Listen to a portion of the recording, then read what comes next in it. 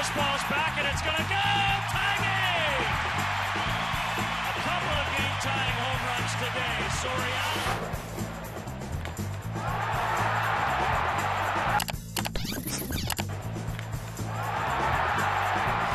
Nobody warming right now for the Angels. Back-to-back chip. Another strikeout on the changeup for Jared Weaver. That gives him 8 on the night. Has a tendency to... That fastball is popped up. It's early. They've been tailgating outside Citizens Bank Park. The first pitch in 2009.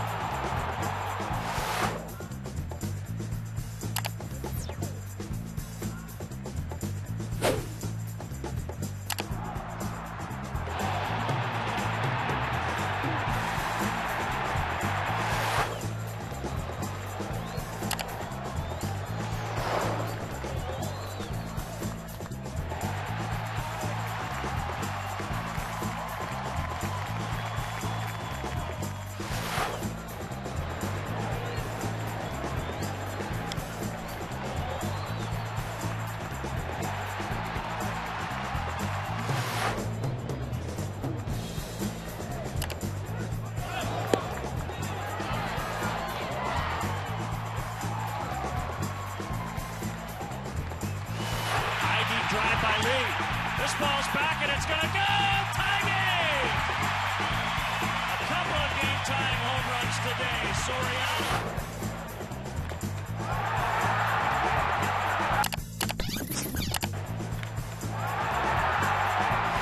Nobody warming right now for the Angels. Back-to-back chip. Another strikeout on the changeup for Jared Weaver. That gives him 8 on the night. Has a tendency to... That fastball is popped up. It's early. They've been tailgating outside Citizens Bank Park. The first pitch in 2009.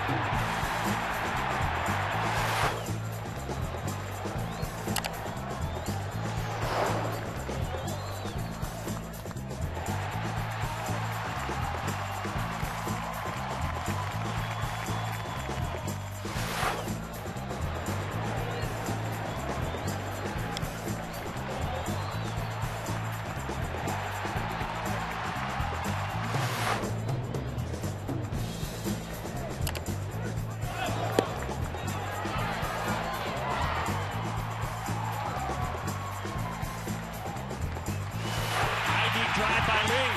This ball's back and it's going to go. Tie game! A couple of game-tying home runs today. Soriano.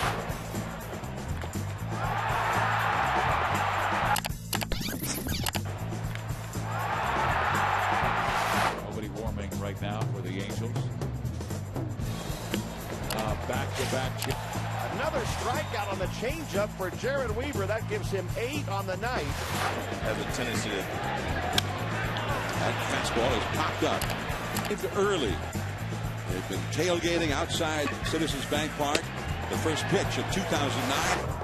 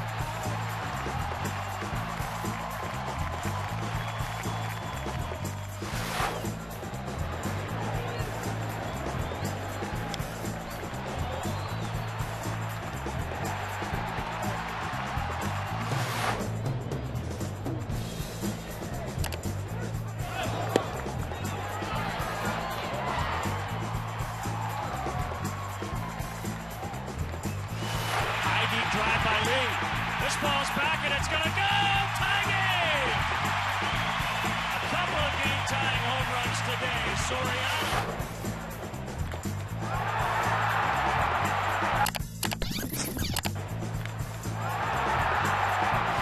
Nobody warming right now for the Angels.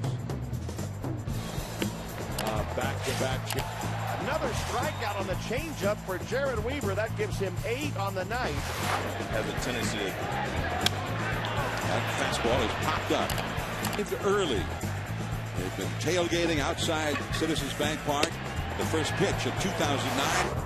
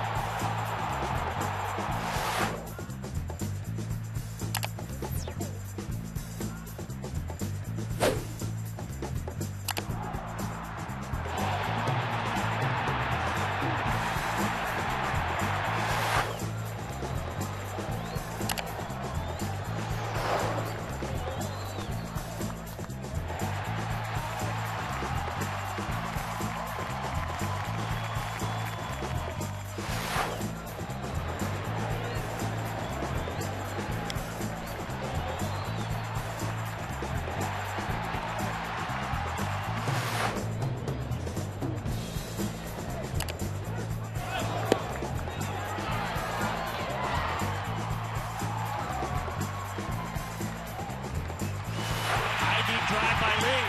This ball's back and it's going to go. Tie game. A couple of game-tying home runs today. Soriano.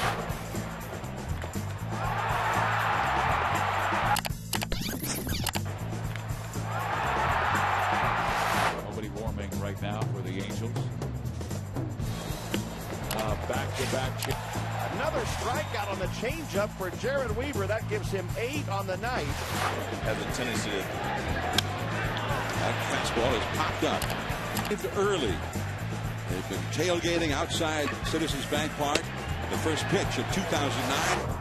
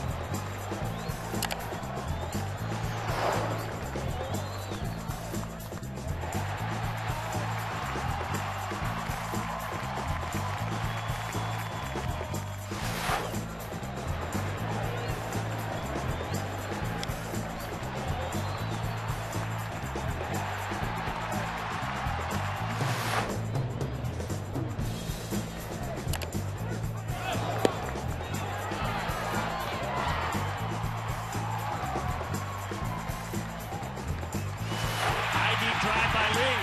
This ball's back and it's going to go. Tie game. A couple of game-tying home runs today. Soriano.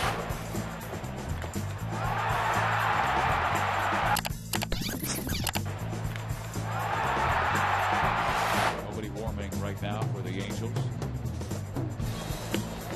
Back-to-back. Another strikeout on the changeup for Jared Weaver. That gives him 8 on the night. Has a tendency to. That fastball is popped up.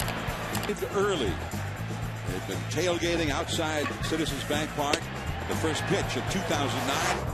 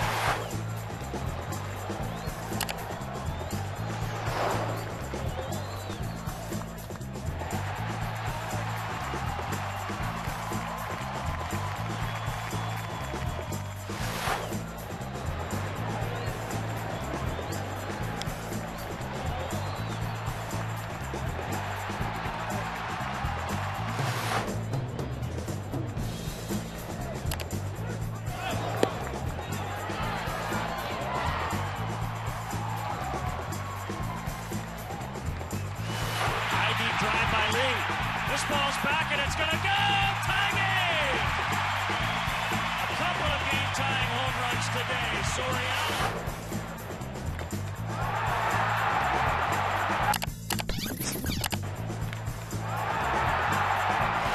Nobody warming right now for the Angels. Back-to-back. Another strikeout on the changeup for Jared Weaver. That gives him 8 on the night. Has a tendency to. That fastball is popped up. It's early. They've been tailgating outside Citizens Bank Park. The first pitch of 2009.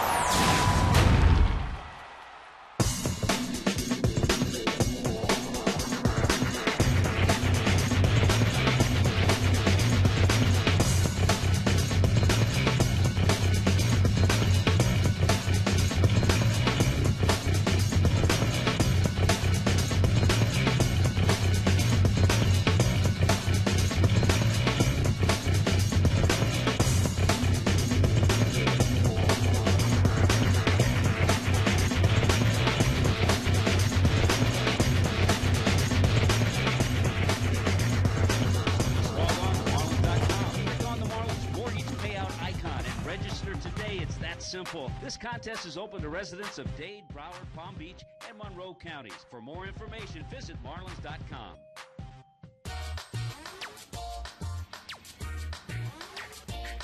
Back here in time to check out the lineups before the first pitch here tonight. The umpires have just met at the home plate area for the official exchange of the lineup cards. For the Pittsburgh Pirates, managed by John Russell, tonight they'll go with McCutchen, Wilson, and Young at the top of the order. Andrew McCutchen will play in center field and lead it off. Jack Wilson will be the shortstop, and he'll bat number 2. And Delwyn Young gets a start. He'll be in right field hitting third. Then LaRoche, Jones, and LaRoche. Adam LaRoche at first base hits cleanup. Garrett Jones will play left field and bat number 5. Andy LaRoche is at third base hitting 6th. Then Diaz, Vasquez, and Duke. Robinson Diaz will do the catching. He'll bat 7th in the order. Ramon Vasquez again at second base. Freddie Sanchez not yet able to answer the call. Vasquez batting 8th. Zach Duke will pitch and bat 9th. There you have the lineup for the Buccos. For the Marlins, Bonifacio, Hermida, and Ramirez. A different look at the top of the order with Emilio Bonifacio leading off tonight and playing at third base. Batting number 2, playing in left field, Jeremy Hermida, and the shortstop, Hanley Ramirez, hitting in the third spot. Then Cantu, Ugla, and Ross. Jorge Cantu at first, number 4 in the order. Batting 5th and playing at second base, Dan Ugla. Hitting 6th and playing in center field, Cody Ross. The bottom third of the order, Paulino, Carroll, and Miller. Ronnie Paulino will do the catching and bat 7th. Number 8 in the order, Brett Carroll. He'll play in right field. And pitching and batting 9th, Andrew Miller. Getting a break tonight, the left-hand hitting left fielder, Chris Coughlin, out of the lineup for tonight's game. And Bonifacio takes over in that leadoff spot that's been occupied by Chris on pretty much an everyday basis.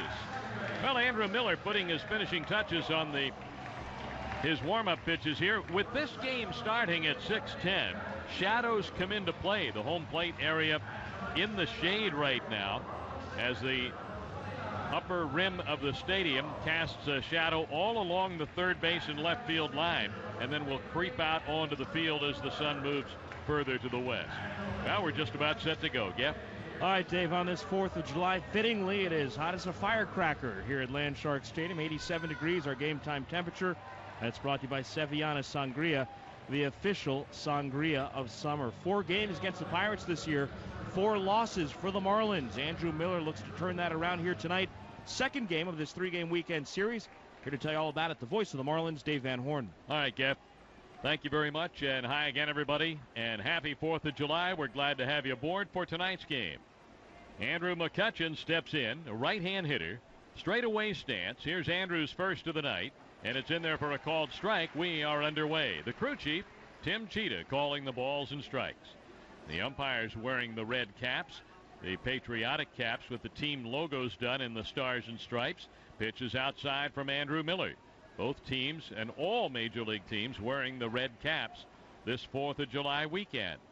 Here's Miller's 1-1 to McCutchen, and he swings, pulls it on the ground to Bonifacio. And the throw to first base retires the speedster McCutchen. 5-3, 1 out. Jack Wilson coming up. Wilson batting .278, 3 homers, 28 batted in. He is just 2 for his last 21 over the last 5 games. Jack Wilson will move in here, another right-hand hitter. Switch hitter on deck, Delwyn Young down to our left.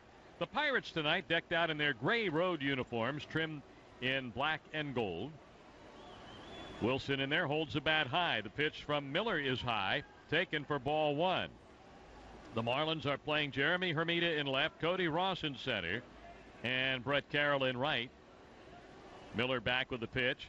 That's in there for a called strike. Jorge Cantu, Dan Uggla, Hanley Ramirez, and Emilio Bonifacio around the infield with Ronnie Paulino behind the plate. Marlins in the home white pinstripe uniforms. The pitch is on the way, and it's low and in. And the count goes to 2-1 on Jack Wilson. The Pirates 37-43, but have that 4-0 mark Glenn told you about against the Marlins. The left-hander delivers, and Miller misses way outside. 24-year-old who stands 6'6". Out of Gainesville, Andrew Miller ready to work. The pitch on the way, a swing here and a high fly ball that'll stay in the park and then some. Over in left center, Cody Ross under this. He's got it. Wilson popped it up for the center fielder, and Delwyn Young will be the batter.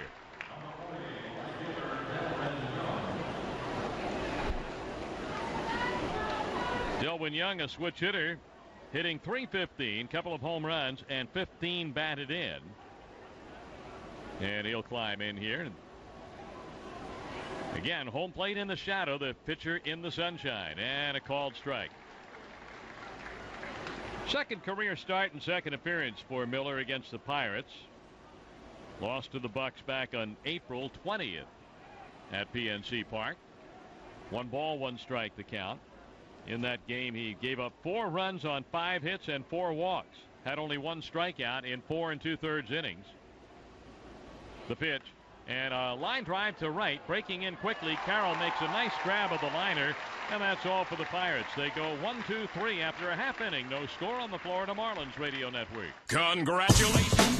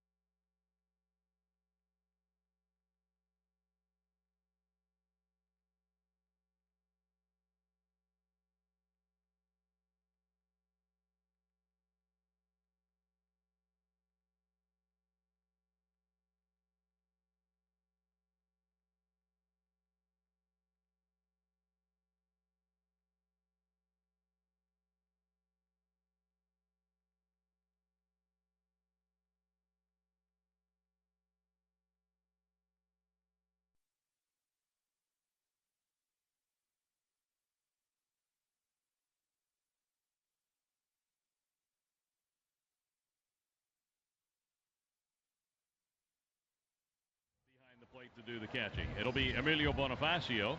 He's had 47 games in the leadoff spot. Remember back in the early part of the year before Coughlin became a fixture in the leadoff spot, Bonifacio hit here, and he's batted anywhere from number 2 to number 7 or 8 in the order a handful of times, but more often than not number 2. Tonight he's leading off, hitting at .247. Switch hitter batting right, and Zach Duke delivers his first of the night. It's low. 17th start of the season for Zach Duke. He's 8-6 and a 3.13 ERA. And the pitch, bunted, first base side. Duke over with it quickly, throws to first base, and threw a little bit low, about knee-high to LaRoche, who tried to lean in toward the runner and catch that ball, and it glanced off his glove into foul ground, and Bonifacio is aboard at first base.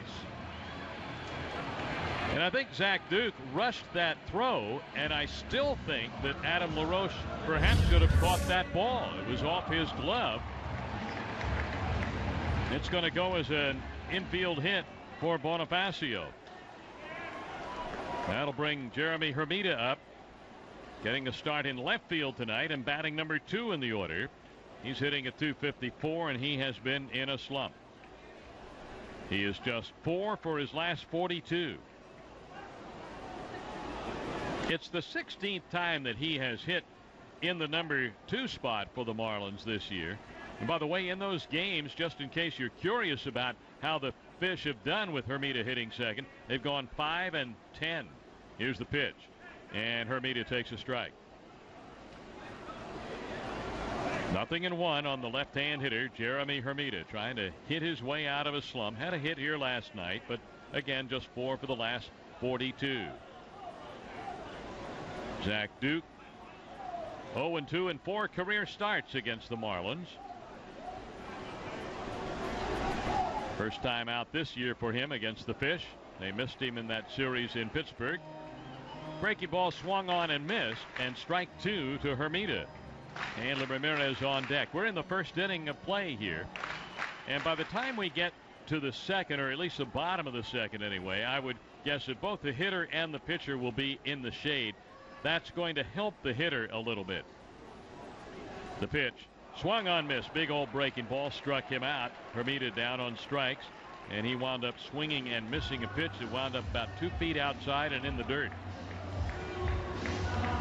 1 down, and Hanley Ramirez is coming up. Well, Hanley's numbers are just dazzling. Number 1 in the National League at .349. That's the second highest batting average in all of Major League Baseball going into the games today. Only Ichiro, who leads the American League, is ahead of Hanley in batting. Ichiro hitting .367. Number 2 in the American League, Scott Rowland, at .332. So that's a big drop off in the junior circuit. There's a throw to first base, and Bonifacio is back. Bonifacio has 17 stolen bases. And tough for him to go against the left-hander. Bonifacio still learning about getting the jump, getting the lead. And then you have the left-hand pitcher looking right at the runner. It's a little tougher for him. LaRoche on the bag of first to hold the runner, and Hanley waits patiently for the pitch. Zach Duke comes set and throws again to first base. This copyrighted broadcast is presented by authority of the Florida Marlins LP and may not be reproduced or retransmitted in any form, and the accounts and descriptions of this game may not be disseminated without the express written consent of the Florida Marlins LP. First inning scoreless. Hanley standing in there, and a toss to first base. Hanley's stretch of 10 consecutive games driving in a run or more per game came to an end last night. Last night, one of those games, the Marlins couldn't get much of anything offensively going. They wound up with 6 hits in the game. Had 5 of them over the course of the last 3 innings. Had only 1 hit to show for the first 6 innings against Charlie Morton last night. Hanley swings. High fly ball. It's a 4th of July skyrocket. Up and away. A home run for Hanley Ramirez. 2-0 Marlins as Hanley connects for his 14th of the year, and he has 60 runs batted in.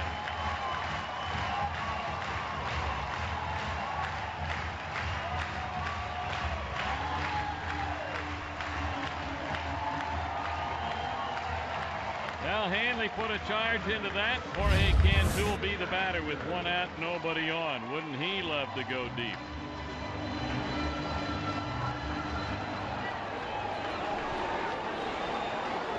Zach Duke, who has now given up 12 home runs, and this is his 17th start. He delivers low to Cantu, ball one. Jorge batting .284, 9 homers, 47 batted in. And the pitch. It's low outside. Zach Duke, who has thrown just over 112 innings, has allowed 108 hits, including 12 home runs. 109 hits now with Hanley's homer. Here's the 2-0 pitch, and that's outside and a ball. He gets behind 2-0 on Jorge Cantu, who's gone 50 games now with just 1 home run, 203 plate appearances. The pitch, and a called strike, and the count is 2-1.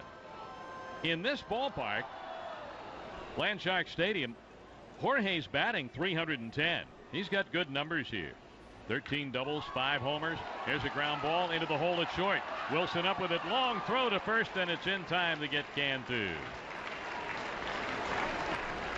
So that is out number 2, and a nice play by the Pirate shortstop. And that'll bring Dan Uggla to the plate. Uggla hitting at .222. Dan over the last 7 slumping, 4 for 23. One of the things I remember Glenn talking about just a short while ago, just a handful of games back in the schedule, the fact that Uggla had cut down dramatically on his strikeouts. There's a called strike. In the first 15 games of June, 51 at-bats, Dan only struck out 5 times. Now in his last 15 games, he struck out 18 times. So all of a sudden, strikeouts coming at a rather rapid pace for Dan, and he'd like to get that straightened out. We'll see here tonight. 1 ball, 1 strike. He gets to face the left-hander, and the Marlins with 19 wins against left-hand starters this year.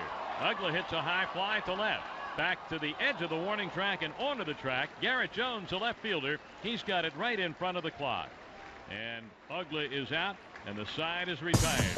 A 2-run Independence Day home run by Hanley Ramirez. 2-0 Marlins.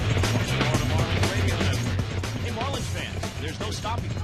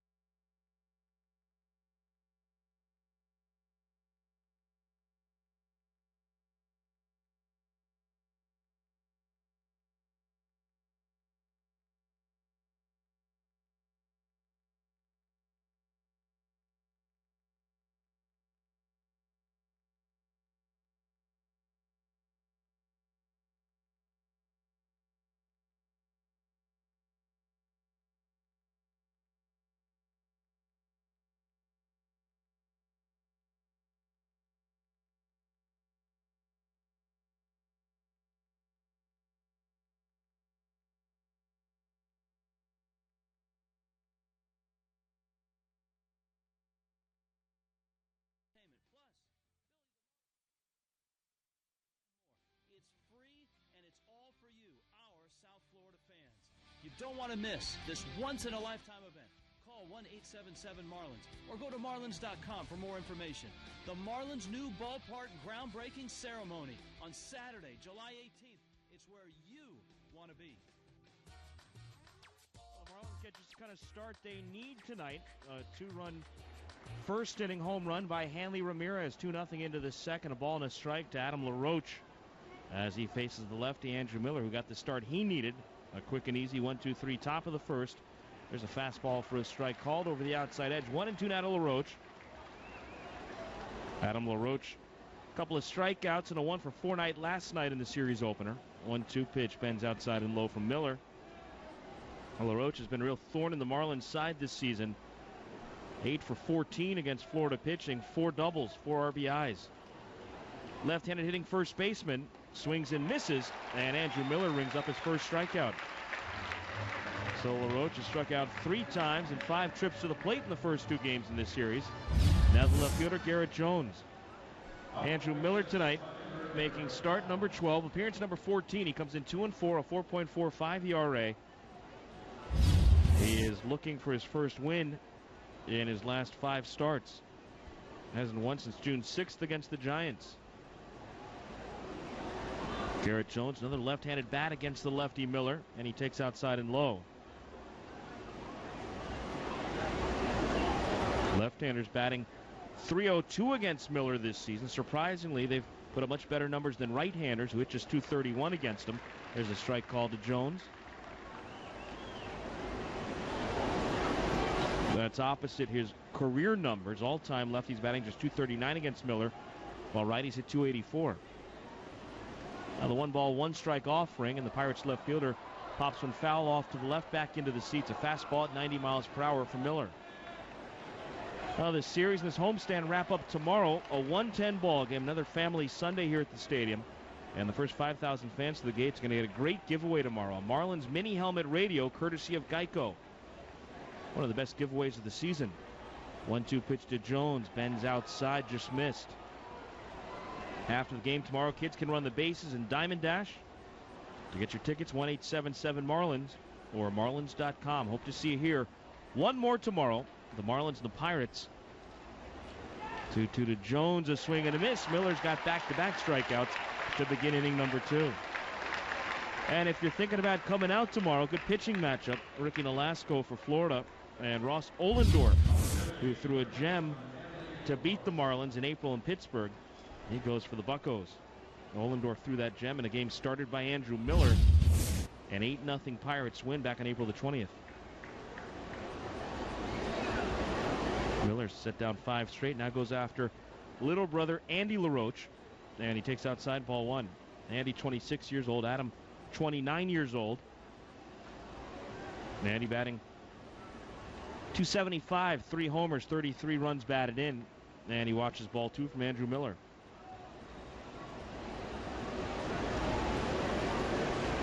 Andy and Adam's father, Dave LaRoche, longtime major league pitcher. Now minor league pitching coach in the Blue Jays organization. Swing and a miss at a good fastball. Pitch was tailing away from LaRoche, 2-1. Well, you can tell a pitcher's got good movement when he throws a fastball and a fastball count, which 2-0 certainly would be. And he gets a swing like that from LaRoche.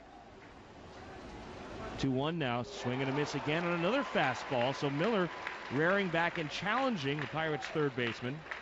And now the count 2-2. Andy last night 1 for 3, a walk and a run scored. Crowd comes to life on this 2-2 two-out pitch, and he got him looking. Called strike 3. Dropped a breaking ball over the outside corner, and Andrew Miller strikes out the side in the second. He's retired all 6 in a row so far. We've played an inning and a half on the 4th of July. It's the Marlins 2 and the Pirates 0.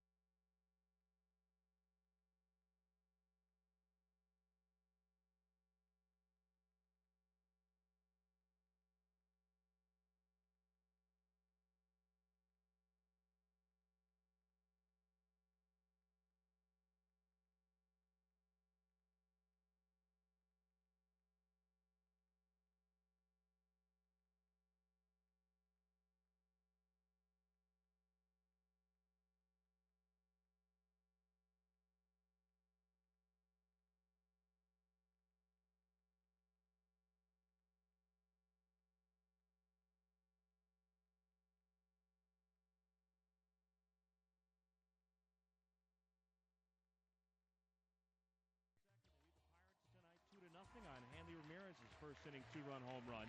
It'll be Cody Ross to get things started against the lefty Zach Duke.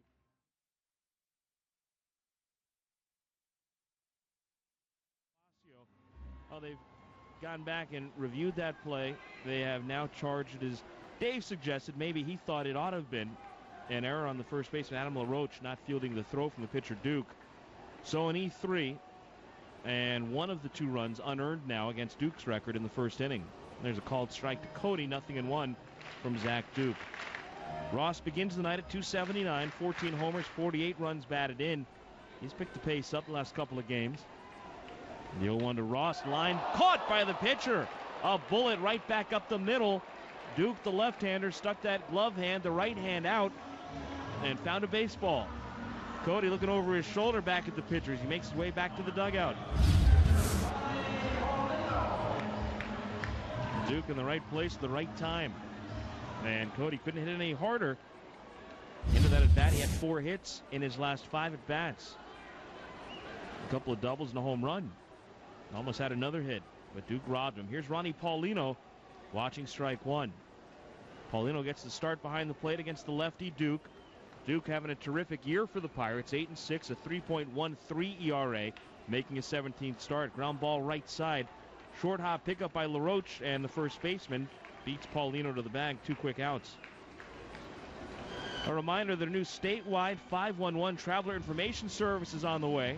Learn all about the new enhancements by going to 511southflorida.com. Click on the Southeast region on the opening screen. Know before you go, dial 511, a free service of FDOT and MDX. Here's Brett Carroll, nobody on, 2 down. Brett making his 13th start. He's been starting most of the time against lefties like Duke, and he takes strike 1 on a Zach Duke fastball. Duke tonight a chance to become just the 5th 9-game winner in the National League this season. And there's an off-speed pitch that flutters a little bit high. Jason Marquis won 10 games for the Rockies. Chad Billingsley's 9 for the Dodgers. Matt Cain 9 games in the win column for the Giants. Johan Santana's won 9 for the Mets. There's ball 2 now, missing with an off-speed pitch to Carroll, 2-1. Duke's is 10th in the league in ERA. He's 6th in innings pitched. Could move up to number 2 here tonight. Swing and a miss by Carroll, 2-2. So you look at some of the numbers, you look at that ERA, 3.13, and you say, how is this guy only 8-6 this year? Well, in his 6 losses, the Pirates have scored a total of 5 runs. Shut out twice, held to 1 run 3 times, and 2 runs once. Check swing, foul ball off to the right into the Marlins dugout. We'll do the 2-2 to Carroll again. He's been a workhorse. He's averaged 7 innings per start this year. Won a total of 8 games and 50 starts the last 2 years. He's already won 8 this year. 2-2 to Carroll. Hit sharply on the ground to the shortstop. Picked up by Wilson on to first. And it's a 1-2-3 second for Zach Duke and the Pirates. We're through 2 complete tonight. It's the Marlins 2 and the Pirates nothing on the Florida Marlins Radio Network.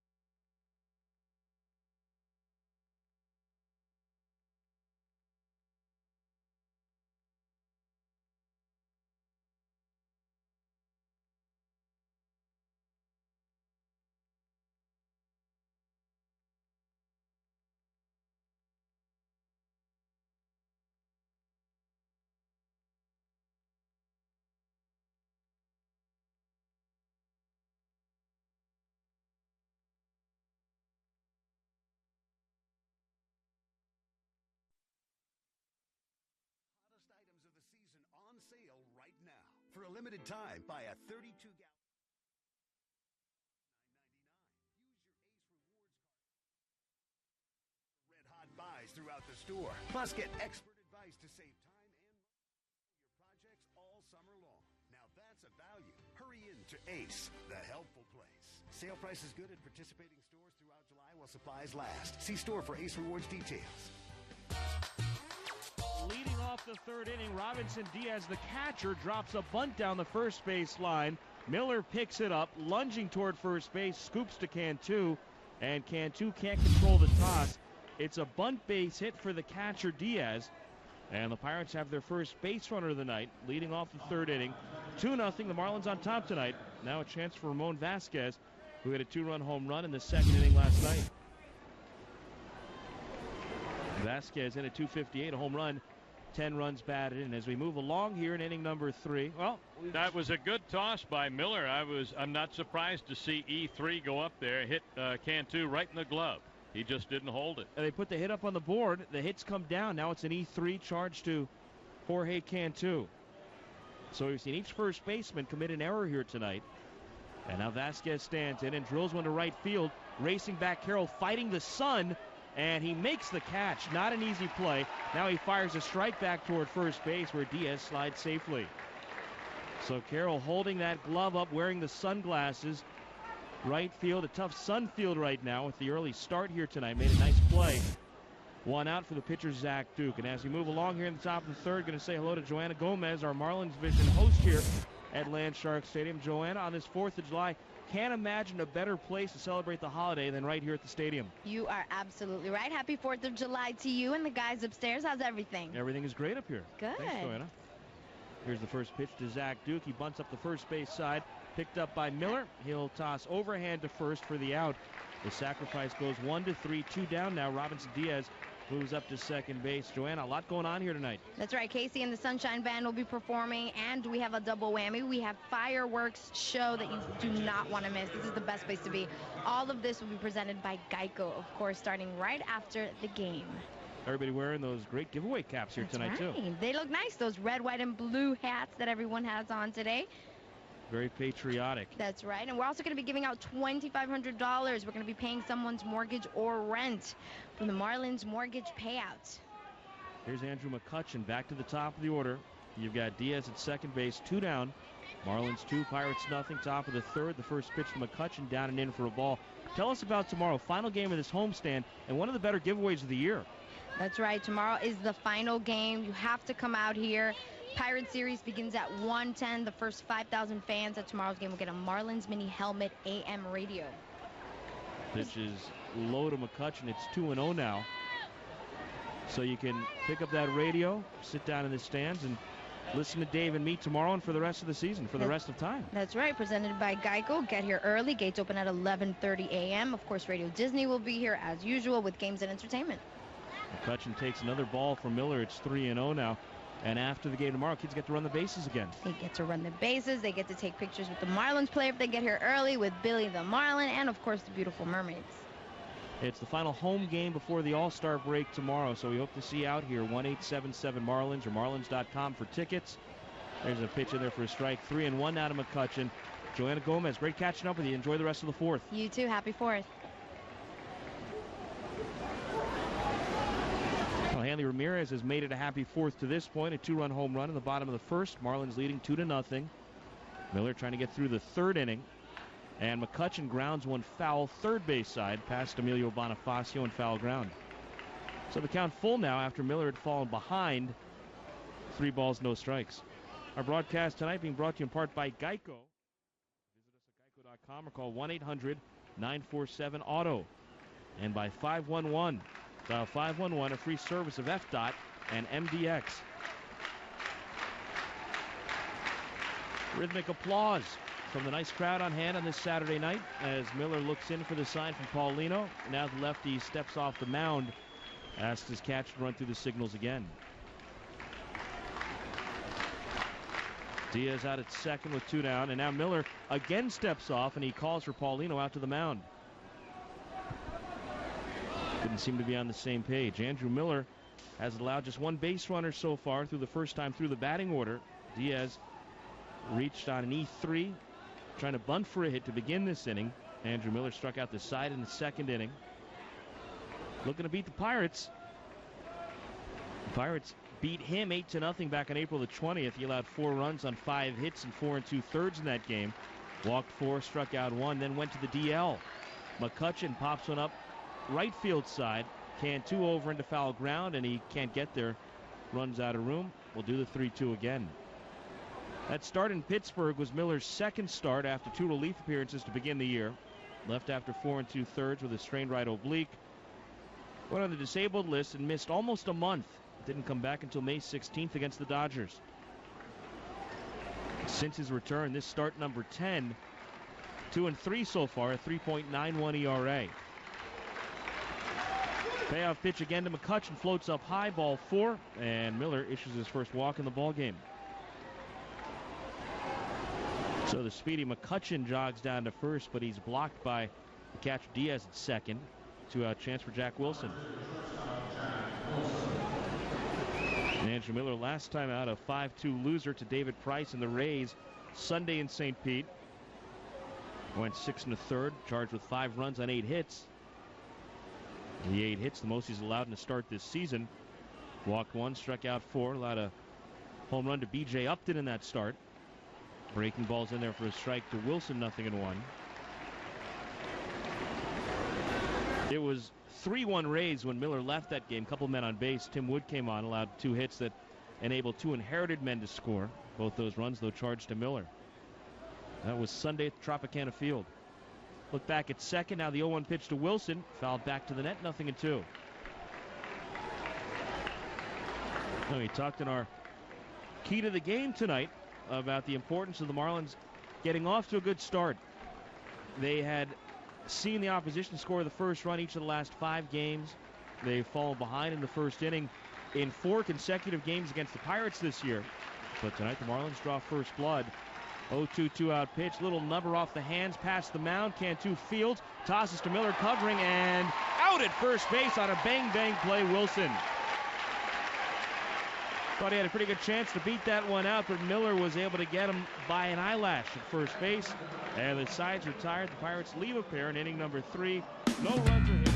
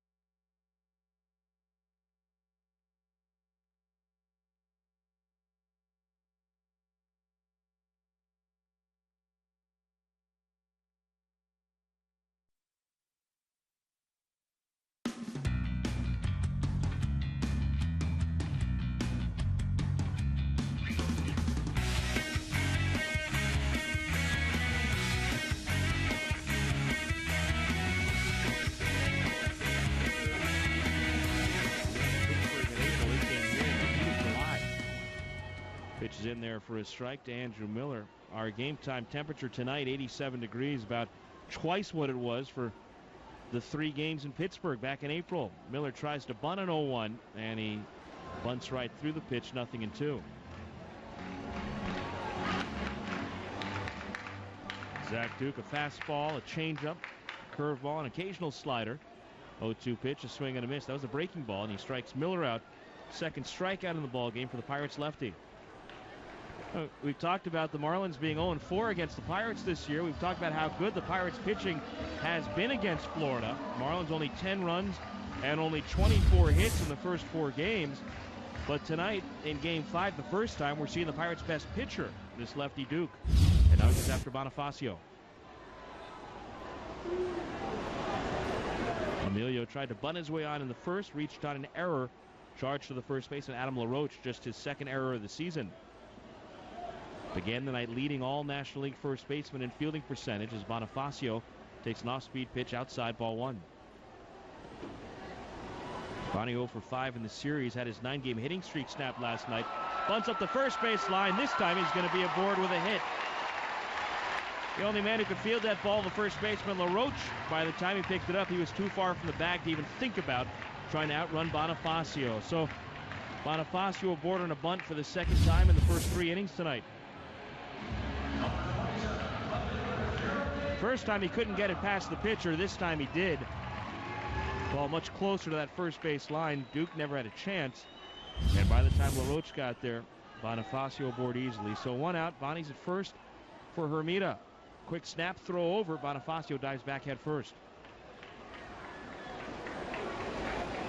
Hermida hitting just .195 against left-handed pitchers coming into this one. Getting the start against the lefty with Chris Coghlan out of the lineup tonight. Pitch on the way, and Jeremy takes outside and low. Coghlan's been a little bit better against left-handers, hitting .208, but he's really struggled lately, striking out a lot against left-handers in recent starts. This is his first day off in a while. And he'll be back in the lineup tomorrow against the right-hander Ohlendorf. Bonifacio walks off to the lead from first. Duke's a tough man to run against. There he goes, 1-0. Pitch is taken for a strike, and the throw won't be in time. Bonifacio slides in safely with his 18th stolen base of the season.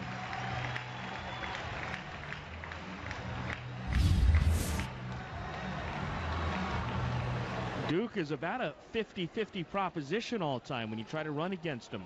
29 stolen bases, 28 caught stealing. So that's steal by Bonifacio. That's in Duke's big league career. The 1-1 out of Hermida. Time called. And Duke steps off the mound. Zach Duke, 6'2", 205 pounds. He's 26, out of Clifton, Texas. About 30 minutes northwest of Waco. 20th round pick out of high school in 2001. Became a tough prospect with the Pirates. 1-1 to Hermida. Grounded foul off to the right. In 2004, he led all of minor league baseball in ERA at 1.46. He won 15 games in single A and double A. Got off to a great start at AAA Indianapolis in 05. Then he was called up, made 14 starts for the Pirates, and as a rookie went 8-2 with a 1.81 ERA. 06, his first full major league season, had some ups and downs. 34 starts, 10-15, a 447 earned run average for Duke. 1-2 to Hermida. Checks a swing, takes outside and low. 07, he was Pittsburgh's opening day starter, but he only made 19 starts, had some tendonitis in his elbow. Had a rough 08 last year, 5-14 with a 4.82 ERA, bouncing back nicely here in 2009.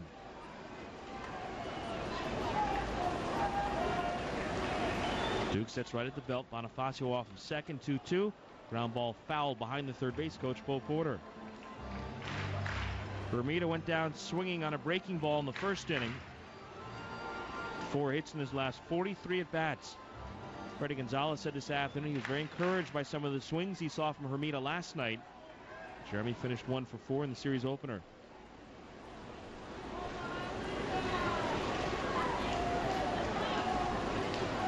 Lefty looks back at second. There goes Bonifacio on the 2-2.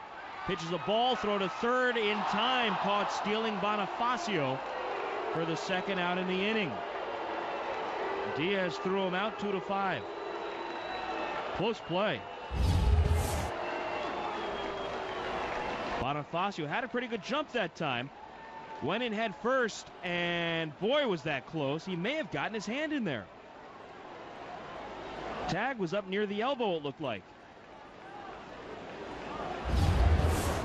Actually, tag was higher than the elbow as Hermida now loops one foul third base side. LaRoche comes over, slides into the wall, can't make the catch, and fortunately pops up quickly. That could have been ugly.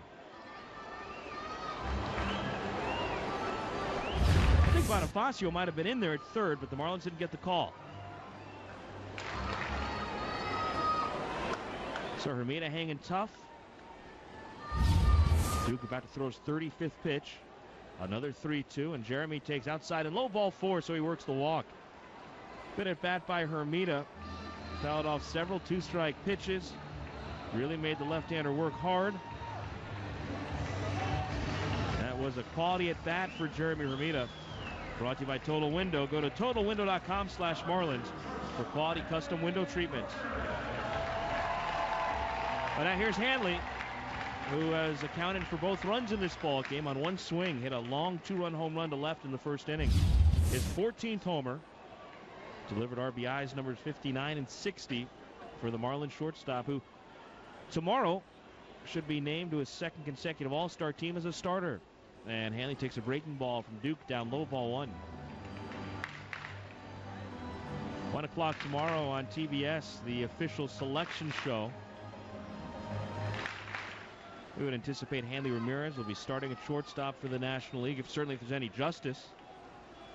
We'd expect Josh Johnson to be named to the All-Star team.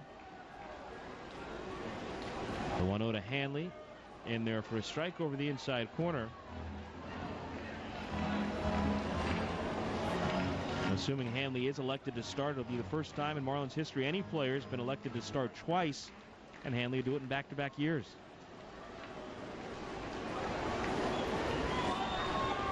No doubt he deserves it. Now the 1-1 from Duke, down low for a ball. Hanley had that 10-game RBI streak snapped last night. Starts a new one here in his very first at bat tonight. 2-run home run. He's now knocked in 26 runs in his last 12 games. The 2-1 to Ramirez, breaking ball, popped up, foul territory behind the plate. Diaz gives it a look, runs out of room. Learn to protect your home and your family at Pembroke Gun and Range, located just west of I-95 at Pembroke Road. Pembroke Gun and Range is South Florida's best firearms retailer and trainer. PembrokeGunRange.com, always on target.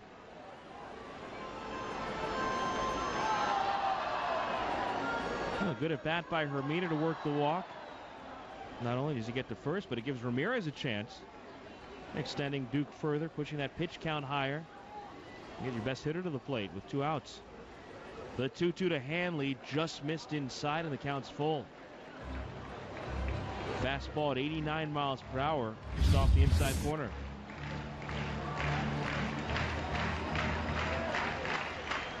So the count full. Duke's walked 1 already. Hasn't walked more than 2 in any start this year. He's got terrific control. Walks very few, strikes out few. Pitches to contact, keeps the pitch count low. 3-2 to Hanley, hit sharply past the second baseman Vasquez into right center. Hermida's going to go to third. Hanley an aggressive turn. He'll turn around and go to first. That ball just ate Vasquez up. Ball was scalded just to the left of the second baseman. Got a tough hop, and it's a second hit in the ball game for Ramirez. Hanley leading the league in batting at .344 coming in, and he's 2 for 2 tonight.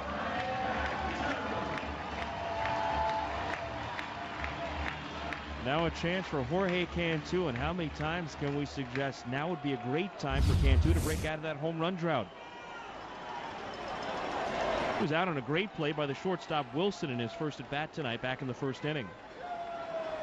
Wilson going into the hole on the outfield grass, making a great stop, and then a terrific throw. Wasn't even a close play at first.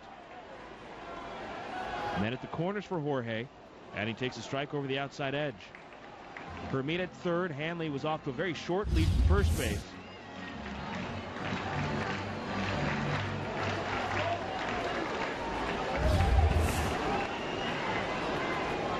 Left-hander Duke comes set. Now throws the 0-1, and Cantu takes a little bit too far inside. It's 1-1. Marlins 2, Pirates nothing. Bottom of the third.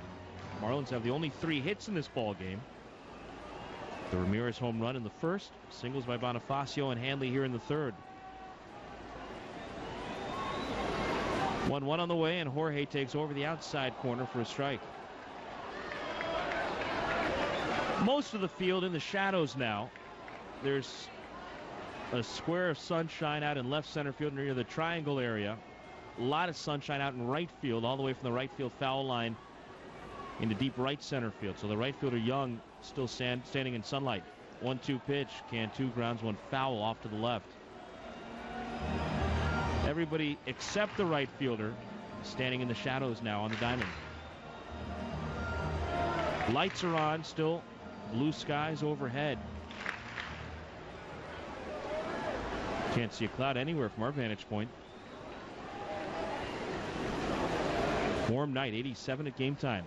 Another 1-2. Dribbler toward the third baseman. Andy LaRoche has it.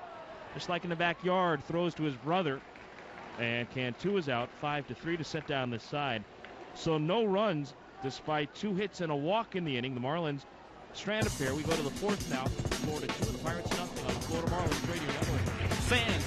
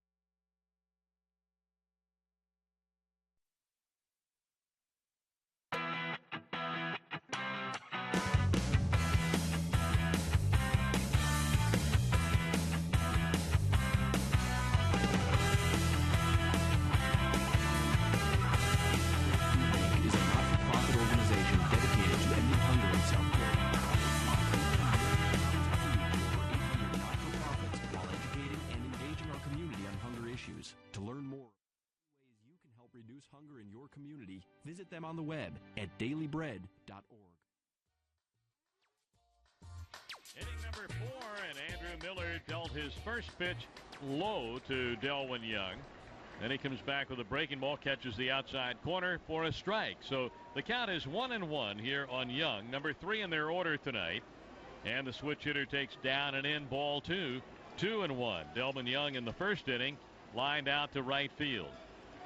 Hermida, Ross, and Carroll in the outfield, left to right. The pitch, a swing here. Delwyn Young hits a fly ball down the left field line. Hermida coming over toward the bullpen side fence, makes the catch in fair ground before crossing the foul line. And Delwyn Young is out on the fly ball to the left fielder. Adam LaRoche will be the batter. We'll pause for station identification on the floor.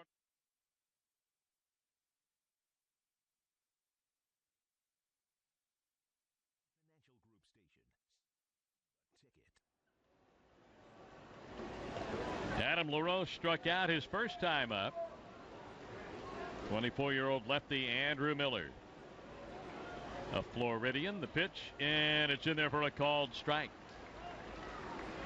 0-1. Andrew, born in Gainesville, raised in Earlton. Went to Buchholz High School up there, then on to UNC.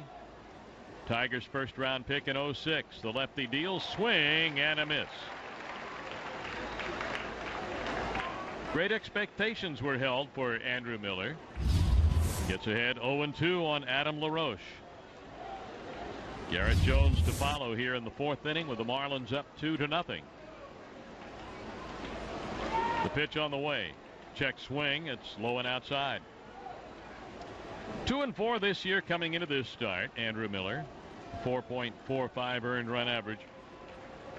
In his career, prior to tonight, 63 games in the big leagues. The pitch, swing and a miss. And LaRoche again down on strikes. Second time Andrew has struck out the Pirate first baseman. He struck out the side in the second, facing LaRoche, Jones, and LaRoche. Now has 4 strikeouts in the game. Has given up 1 walk. Leads 2-0 here with Garrett Jones, the batter.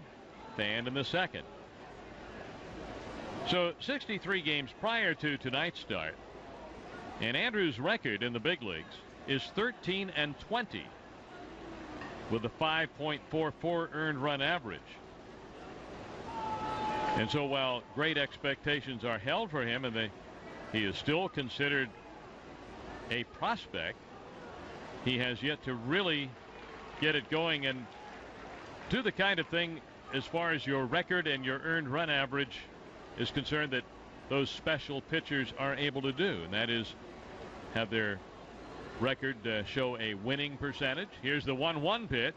Here's a high pop-up behind the plate. Ronnie Polino back near the screen, but the folks in the seats are looking for it, and the big guy on the aisle in the white shirt tried to make the catch with his patriotic Marlins cap. He did not make the catch. As a matter of fact, the ball knocked the cap out of his hand.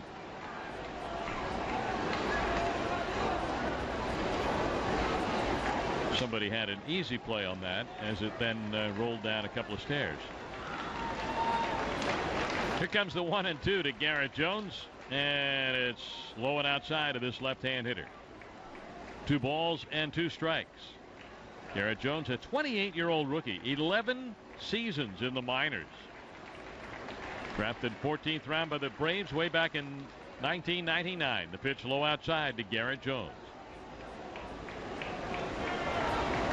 3 years in the Braves organization, 9 years in the Twins organization. Now with the Pirates, he was at their AAA club hitting .307 when he got the call. And tonight his 4th game since coming up, and he's 3 for 13. He swings here, grounds a ball to first. Fair ball indicated by the first base umpire Bob Davidson, and Cantu takes it to the bag for the out. 3 up, 3 down in the 4th. Andrew Miller and the Marlins with a 2-0 lead here on the Florida Marlins Radio Network. Now's the time to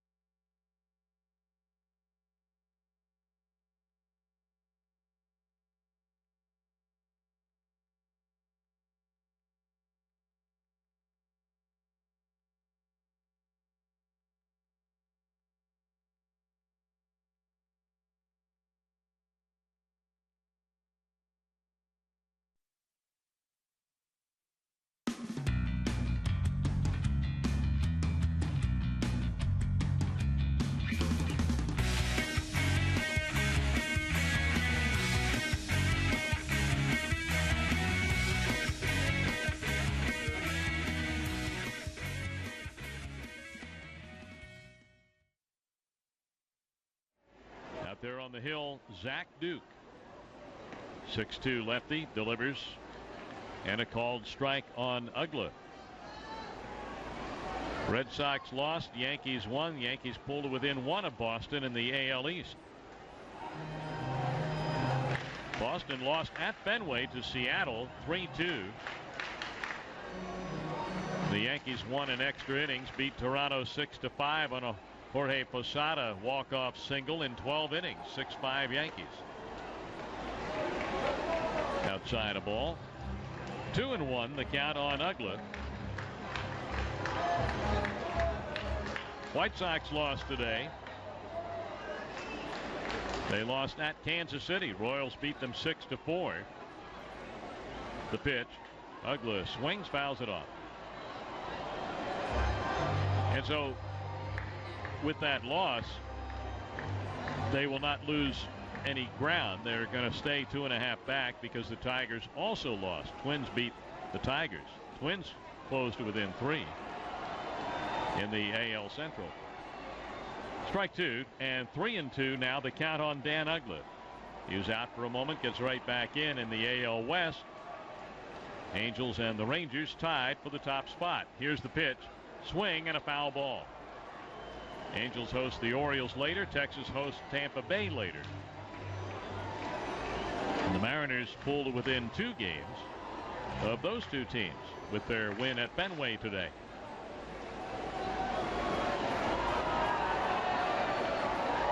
The wind, the pitch, and a breaking ball hammered out into left center. A bounding ball past the lunge of the shortstop Jack Wilson, who was going to his left, and Ugla has a hit and finally saw just enough of that curveball time and time again to stay with one and pull it out of the reach between second and the shortstop. Out of the reach of Wilson. That's a 4th hit for the Marlins. A leadoff single here in the 4th for Ugla. Cody Ross will bat. He lined one hard back at Zach Duke his last time up and in his only at bat so far tonight. We're in the 4th inning. Marlins up 2-0. Ugla steps off the lead. Duke gives him a look. Here's the pitch, and it's down and in, a ball. The Padres are beating the Dodgers in the 8th inning out at Petco in San Diego 7-3. The Giants have already won. They beat Houston 9-0. The Giants can pull to within 6.5 of the Dodgers if the Padres hold on. The Giants 2 games in a row now have shut out the Astros. There's a line drive out into right center. That'll get down, and it's a base hit for Cody Ross. Digging for third, Ugla. He'll make it without a throw. And Marlins are at first and third with nobody out in the 4th inning. And the bottom part of the order coming up. Ronnie Polino, number 7 in the batting order. So for the Marlins, the first time in the game, back-to-back hits. And 5 now allowed by Zach Duke.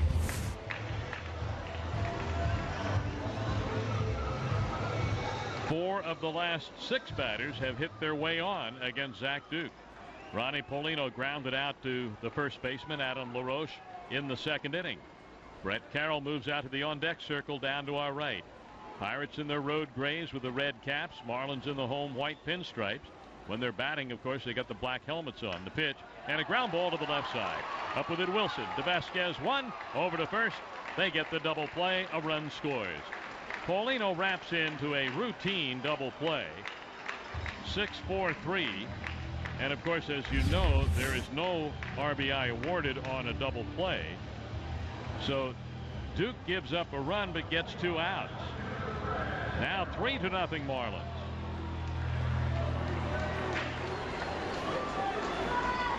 Two down, none on for Brett Carroll, who grounds it out to the shortstop Wilson to end the 2nd inning. Carroll, first ball hitting, pops it up out into right field. Medium right, Delwyn Young there puts the squeeze on it for the out. The Marlins get 1 run out of 2 hits in the inning, and now we've completed 4, and it's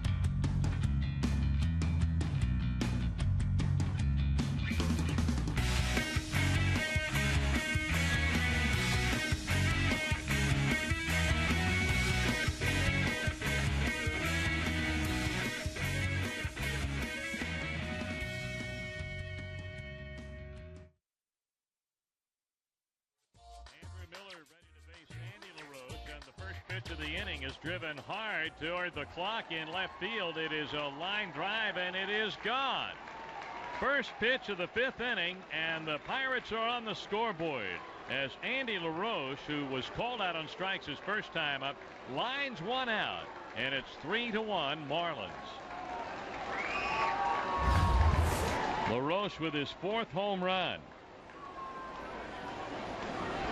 And Miller left one right out over the plate, and a line drive home run just over the top of the clock.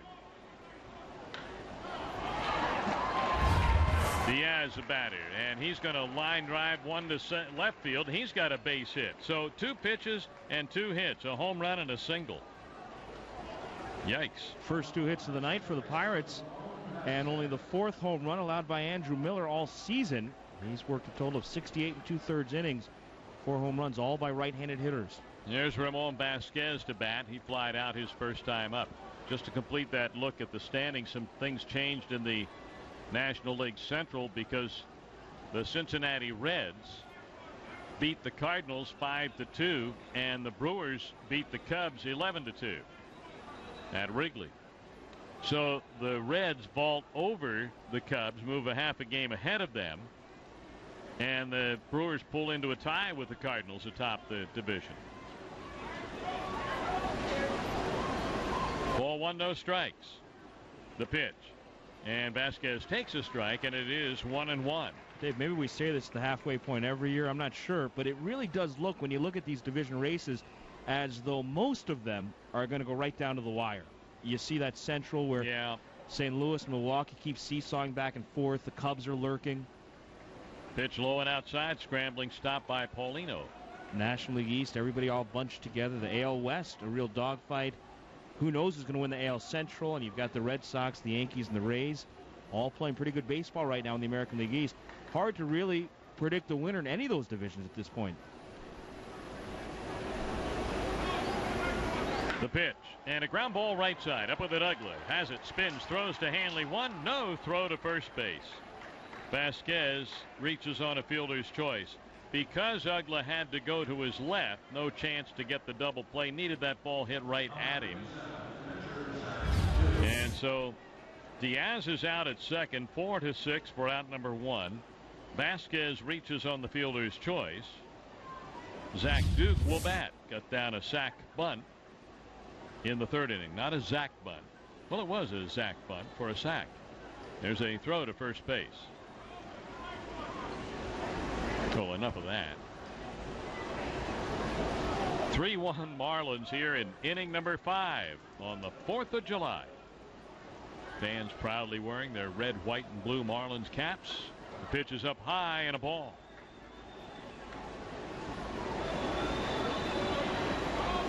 Now, I touched on the fact that the Giants beat Houston 9-0. Second straight game they've shut the Astros. The Astros are having no fun in San Francisco. Giants beat them 13-0 last night. They were never in it. There's a soft line drive popped into the air and caught by Andrew Miller, breaking over toward the first base line, and Zach Duke, not able to move the runner along, popped up the bunt attempt. So a pop up to Miller, and now they're 2 down, and Andrew McCutchen will bat, and he's 0 for 1 with a walk. So the Giants won last night 13-0. Pablo Sandoval continues his bid to somehow make the All-Star team.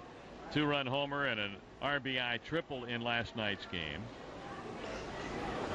Here's the pitch, and that's low and inside. In the middle of a 13-0 ball game, there was Travis Ishikawa hitting a home run that was up for review. It was first ruled a double. They reviewed it, and about 3 minutes later came back out on the field, and it was a home run.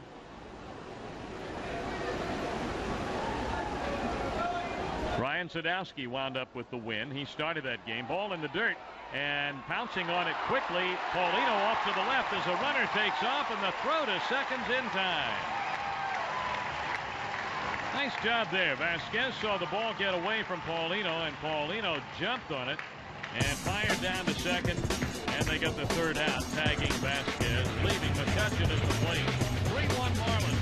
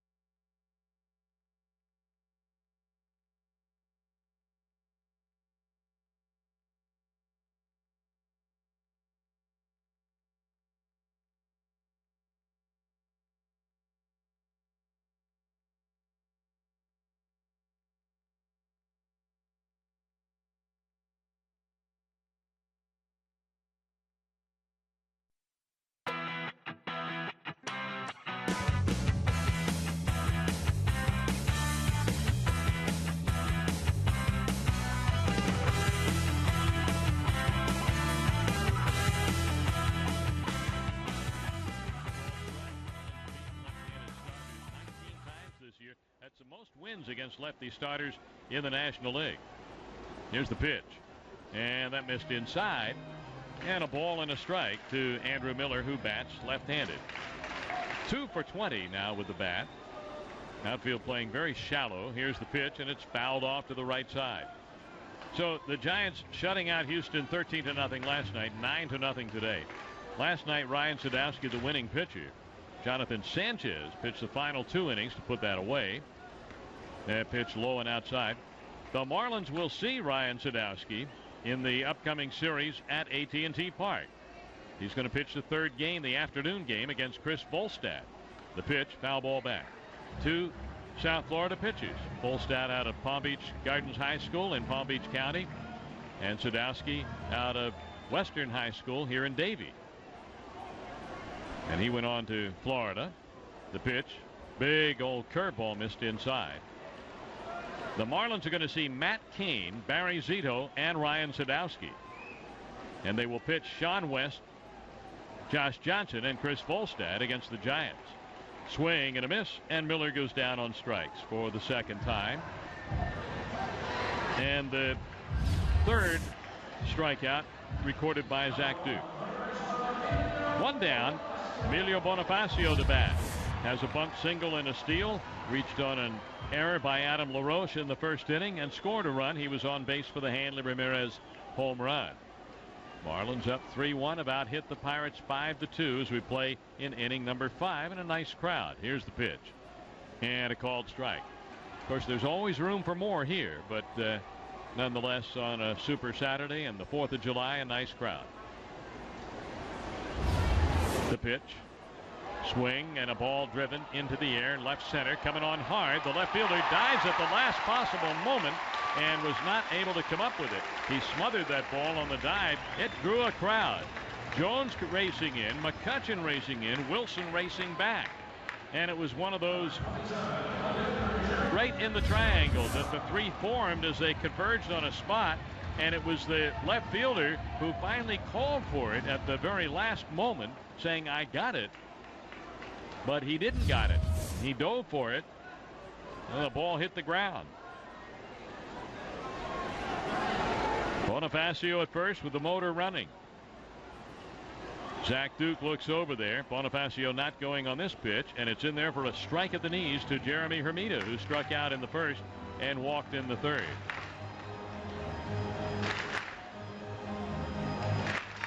Marlins up 3-1. Bonifacio, who reached on a bunt single in the 3rd inning, stole second base and then tried to steal 3rd and got thrown out. There's a throw to first base.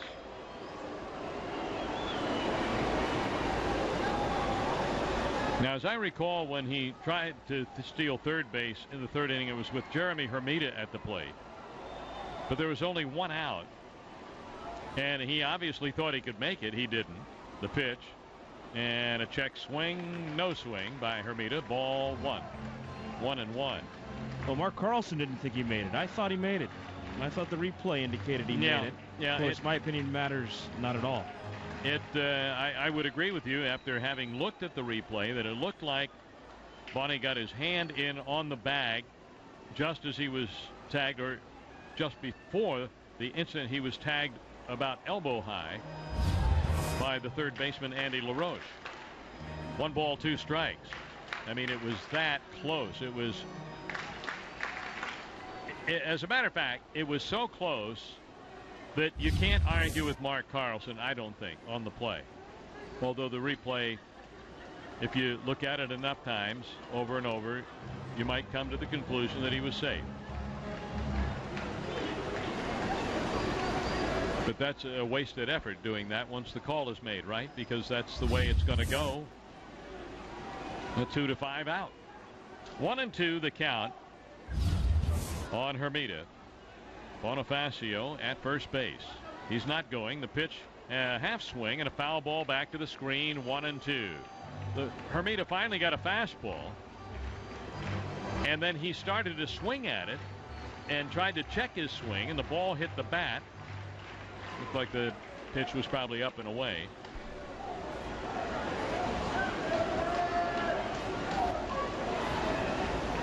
Double play. play depth on the Pirate infield. The pitch. Hermida takes low. That's a ball. There was another game last night. You know, we often talk here about the long games usually related to some kind of a delay. We've got a beautiful night tonight. A sweltering hot afternoon, but a beautiful evening. Tigers and the Twins played 16 innings last night. 5 hours and 7 minutes. Tigers let a 7-1 lead get away, but in the end they won the game. The pitch over. Strike 3 called. Hermida had the bat on his shoulder as he took the off-speed pitch, the circle change for a strike. And he has struck out twice now tonight.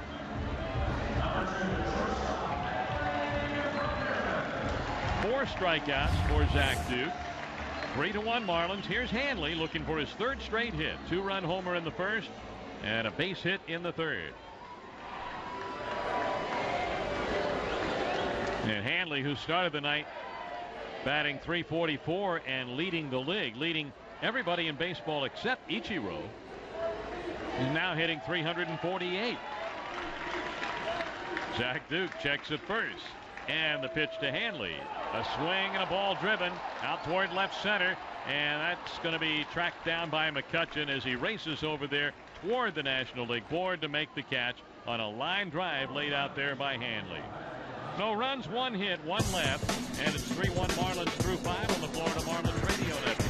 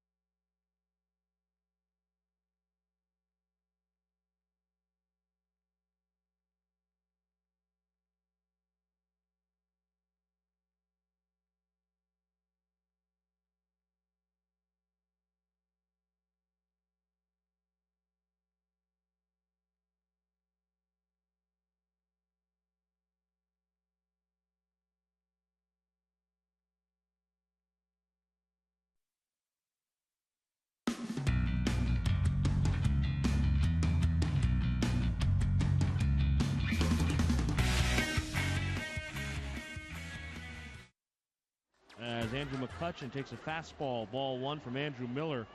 Miller through 5 innings has allowed 1 run and only 2 hits. 1 walk, 4 strikeouts. About to throw a 65th pitch in the ball game, and he fires a strike right over the heart of the plate. 1-1 to McCutchen.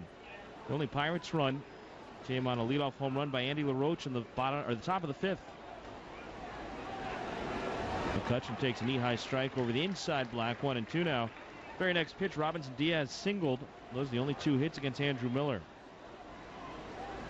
Lefty working quickly. Facing McCutchen, 0 for 1 with a walk in this ball game.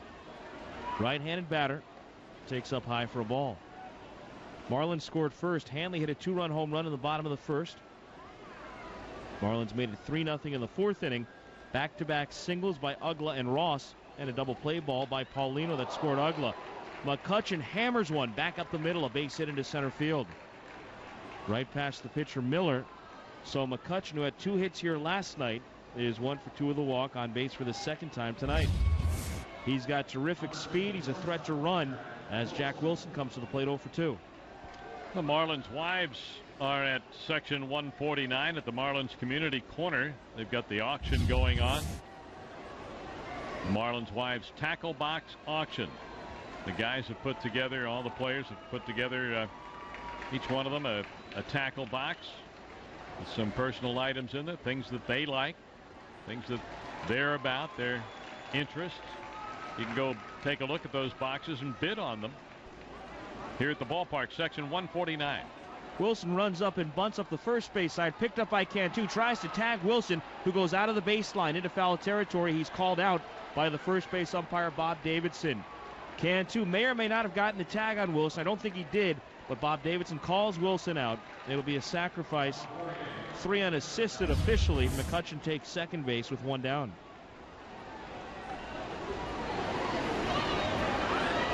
This is a busy night here at the stadium. You've got that tackle box auction going on. You've got the post-game fireworks, Casey and the Sunshine Band in concert, the Lou Gehrig tribute, and the pregame ceremony here tonight. Delwin Young, a switch hitter, batting right-handed, takes down and in for a ball. All the players on both teams wearing a patch on the left breast on their jerseys, trying to bring attention to ALS, Lou Gehrig's disease. You can go to MLB.com if you'd like to make a contribution as they try to fund very important research looking for a cure for ALS. And there's ball 2 to Delwin Young.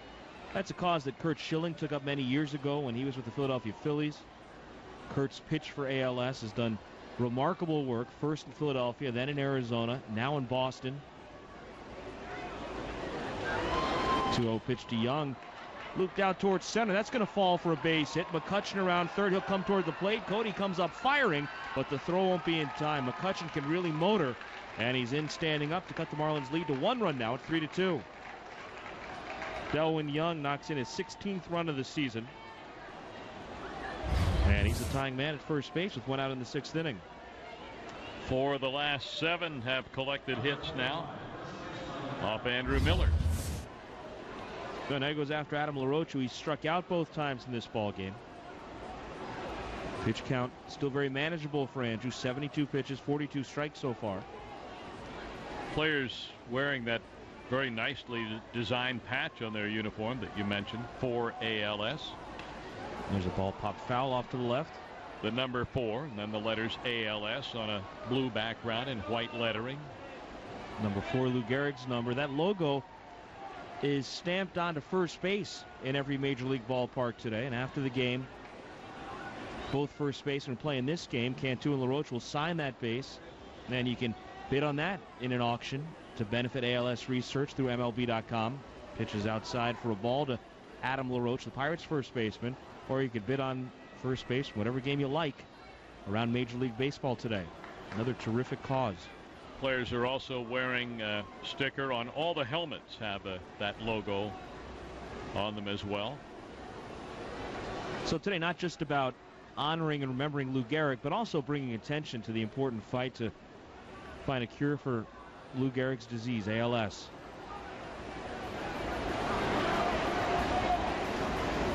The 1-1 to LaRoche, outside and low.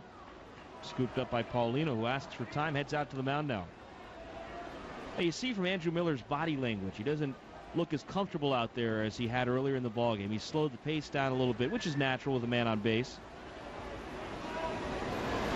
But doesn't seem to be carrying himself with the confidence we saw early on when he was really working very quickly. He was aggressively coming after hitters, attacking with fastballs. He had a no-hitter and a 3-0 lead through 4. And a home run and a single in the 5th inning. 2 singles leading to a run here in the 6th. Yeah, you're right. He really attacked the strike zone and worked at a good pace. And that hasn't been the case the last couple of innings. No. 2-1 to Adam LaRoche, out of play off to the left. Don't forget, a new statewide 511 traveler information service is on the way. You can learn all about the new enhancements by going online to 511southflorida.com. Click on the Southeast region on the opening screen. Remember, know before you go. Dial 511, a free service of FDOT and MDX. Another 2-2 to LaRoche. Ground ball off the end of the bat to the third baseman. Bonifacio to second for 1. Ugla to first, low, picked by Cantu. It's a double play. And just like that, Miller's out of the inning. The double play goes 5-4 to 3. The Pirates had a run on 2 hits. We've played 5.5. It's tightening up now. 3-2 Marlins on the Florida Marlins Radio Network.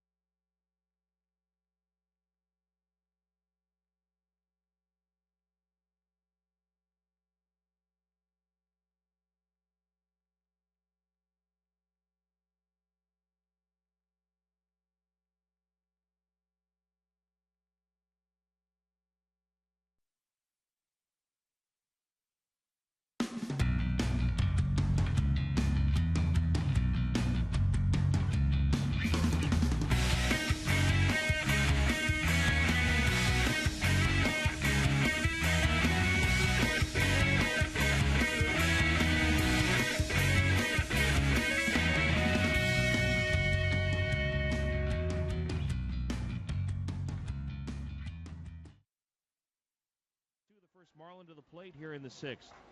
0 for 2, couple of ground balls to the left side. 1 to short, 1 to third. There's strike 1 from Duke. Duke tonight has allowed 3 runs, 2 earned on 6 hits. A walk, 4 strikeouts. About to throw his 77th pitch. And Cantu slams one to deep left center field toward the National League scoreboard. And high off that scoreboard, extra bases for Jorge. Nearly had his 2nd home run in his last 51 games. Came up just a few feet short, and now Cantu's at 2nd with a big insurance run, leading off inning number 6.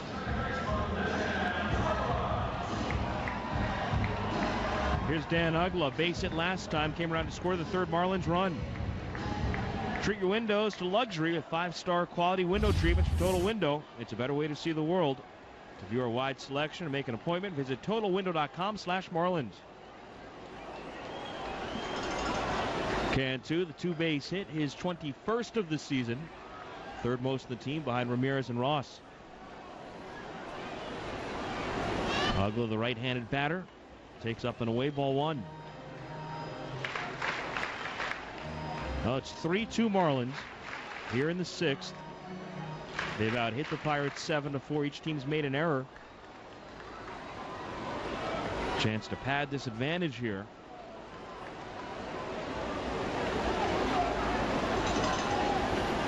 The 1-0 pitch to Uggla, ground ball foul off to the left. When Dan singled leading off the 4th inning, it was his first hit in 17 at-bats against Pittsburgh pitching this season. He was 0 for 4 with 3 strikeouts last night, but he's had success against Zach Duke. Now 5 out of 10 with a double against him all time. And the catcher Diaz. Shortstop Wilson into the mound to talk with the left-hander. Sun beginning to set here at Land Shark Stadium. Got the early start tonight, playing ball at 6:10 on this 4th of July. KC and the Sunshine Band in concert after the ball game. Big fireworks spectacular to celebrate the 4th as well. KC and his background singers performed the national anthem tonight before the game. A very patriotic rendition on this Independence Day. The 1-1 to Uggla. Hit high in the air, out toward left center. Backing up on it, Jones. He started it, now he backs up a couple of steps. Makes the catch, and Cantu will hold at 2nd. Jorge was about a 1/3 of the way between 2nd and 3rd. So Uggla retired, 1 down. Now Cody Ross. Our broadcast tonight being brought to you in part by the Ace Underwriting Group, Florida's insurance source, and by 511. Dial 511, a free service of FDOT and MDX. Well, we've seen the Marlins fail to cash in on a lot of scoring opportunities in recent days. Leadoff doubles.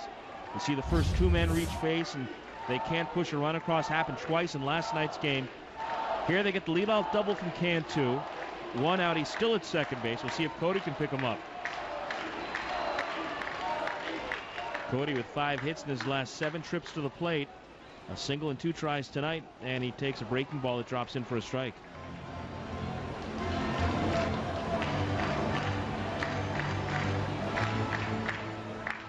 Marlins looking to beat the Pirates for the first time in 5 tries this season. Pittsburgh leads the all-time series 75-60. But the Marlins a comfortable edge here at home. The 0-1 to Ross, down low for a ball. Marlins 36-28, 8 over all time at home against these Pirates. Marlins joined the National League in 1993. Pirates last had a better than 500 finish in 1992. They've gone 16 consecutive seasons finishing below 500. If they do so again this year, and they come in tonight 6 games under, they would tie the all-time Major League record, 16 consecutive losing seasons. The 1-1 to Ross, low for a ball. The Phillies had 16 straight sub-500 finishes between 1933 and 1948. The Pirates, that last winning season, 92, they won their division for the 3rd consecutive year. A lot's changed in Pittsburgh since the days of Barry Bonds and Bobby Bonilla, Doug Drabek, Jim Leland. Pitch low for a ball to Ross. It's 3-1 now. For the last several years, really the only thing that Pirates fans have had to look forward to is the start of Steelers season. And if you're a senior graduating from high school this year in Pittsburgh, you were a year old the last time the Pirates had a winning season. 3-1 to Cody, down and in, ball 4. So Duke issues his 2nd free pass in the ball game. And the Marlins now 2 on with 1 out for Paulino.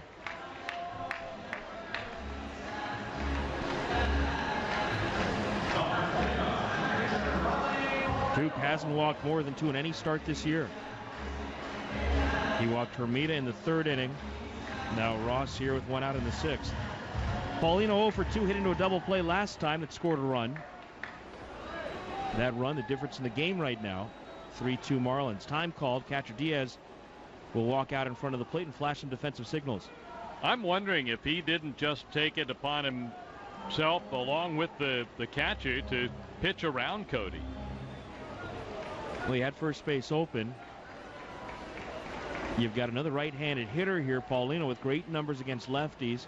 Righties have hit better than lefties against this lefty this year. Swinging a foul ball back to the net. Got him to hit Paulino. Hit into the double play his last time out. Yep, a couple of ground balls. Paulino, the former Pittsburgh Pirate, playing against his old team.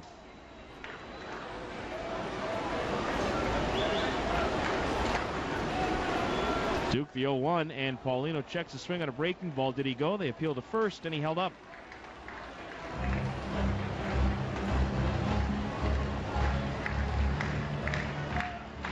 Pirates under the leadership of second-year manager John Russell, longtime AAA manager. If you go back to 92, the last winning season, boy, have the Pirates run through some managers over the years. You began with Jim Leland, then Gene Lamont, Lloyd McClendon, Pete McCannon, Jim Tracy, now John Russell, all since 92. The 1-1 to Paulino. High in the air, first base side into shallow right foul territory. The first baseman LaRoche back, and he makes the catch. Runners have to hold. So Paulino retired for the 3rd time in a row tonight on the high pop-up in foul ground down that first base line. 2 down for Brett Carroll. Finals in from San Diego at Petco. Padres beat the Dodgers 7-4. So on a winning note, that would be the San Diego My Padres. Uncle Teddy. But if If they lose, they're the San Diego Your Padres. Yeah, that's Ted Leitner's thing, one of the longtime Padres voices. So Ted's Padres beat the Dodgers in San Francisco with that shutout win that Dave mentioned. Now only 6.5 back in the National League West. That's as close as the Giants have been, or anybody's been to the Dodgers in a long time. One other note out of that Giants win, Tim Lincecum, the winning pitcher, he's worked 23 consecutive scoreless innings. We'll miss Lincecum and we'll miss Johnson when we go to San Francisco Monday, Tuesday, and Wednesday. Here's Brett Carroll, 2 on, 2 outs, takes outside ball 1. You've got the pitcher Miller on deck. Yeah, we mentioned earlier Kane, Zito, and Sadowski for the Giants against West, Johnson, and Volstad. Well, Sadowski's working on a nice scoreless string of his own. 2 big league starts, has yet to allow a run. There's a strike call to Carroll. You knew going into the season the Giants pitching was going to be good. You figured they'd have a tough time scoring runs. Oh, they've had a tough time scoring runs, but the pitching has been better than I think anybody really could have imagined. Kane has had a great year. Lincecum's taken it to another level even after winning the Cy Young last year. Pitches low for a ball. Many wondered how much Randy Johnson had left. RJ's pitched very well lately, especially. Jonathan Sanchez struggled. They moved him to the bullpen. They brought Sadowski up. He's made 2 very good starts.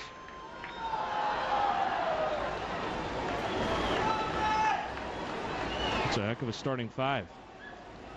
And we'll see 60% of it Monday night, Tuesday night, and Wednesday afternoon from San Francisco, the city by the bay. Always look forward to getting to San Francisco. Great, great city.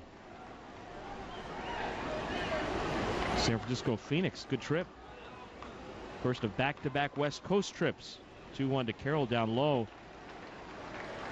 Next week's trip carries us into the All-Star break. The Marlins come out of that break with 4 home games against the Phillies. And then after that series, we go to San Diego and Los Angeles. We've seen a lot of the National League West coming up for the next 5 series. 3-1 to Brett Carroll outside in low ball 4. He wasn't going to give in to Carroll with the pitcher on deck, even though the walk to Carroll pushes Cantu to third and Ross to second. So for the first time this season, Zach Duke has walked 3 batters in a start. And now a chance for Miller. 0 for 2, 2 strikeouts in this game. Just 2 for 21 at the plate this season.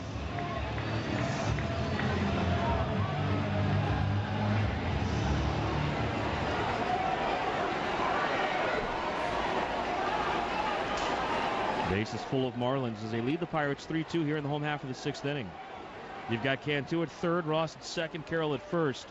And Miller swings right over the top of a changeup, strike 1.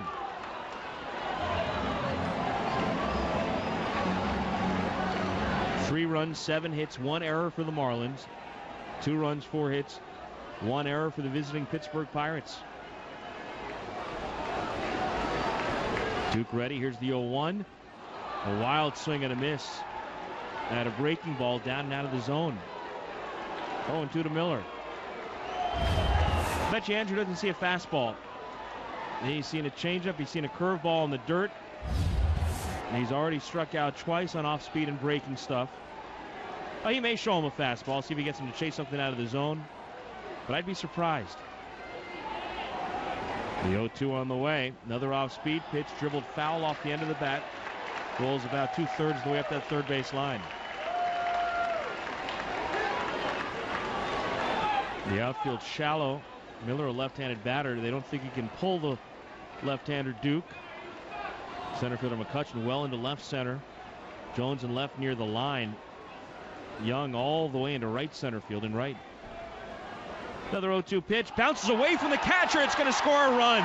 In from third, Cantu. He tried to bounce another breaking ball, thinking maybe Miller would chase, but instead Duke throws a wild pitch, and the Marlins lead at 4-2. Oh, that's huge with 2 outs and 2 strikes on the pitcher. What a break.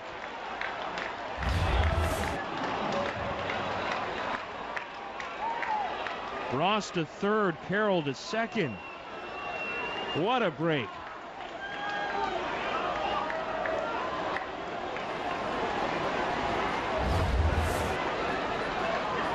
One and 2 the count to Miller. The left-hander Duke sets right at the belt. Now throws, and it's grounded foul off to the right this time, so Miller got around on one. That was a fastball at 89 miles per hour. First fastball he's seen in this at-bat, and one of the few he's seen in his 3 at-bats in the ballgame.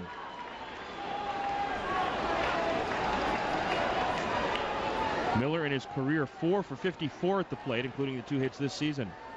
The 1-2, changeup, swing and a miss. He struck him out.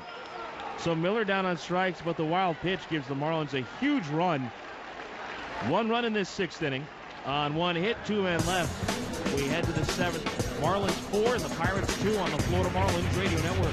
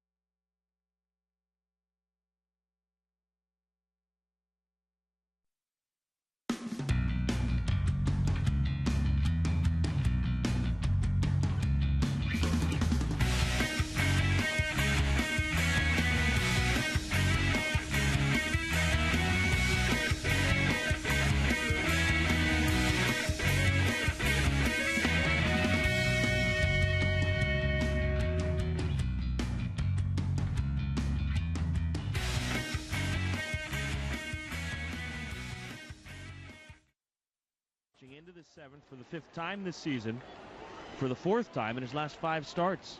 Garrett Jones, first pitch swinging, and he hits one high and deep to right. It's on its way, and it's a 4-3 game into the right field bleachers.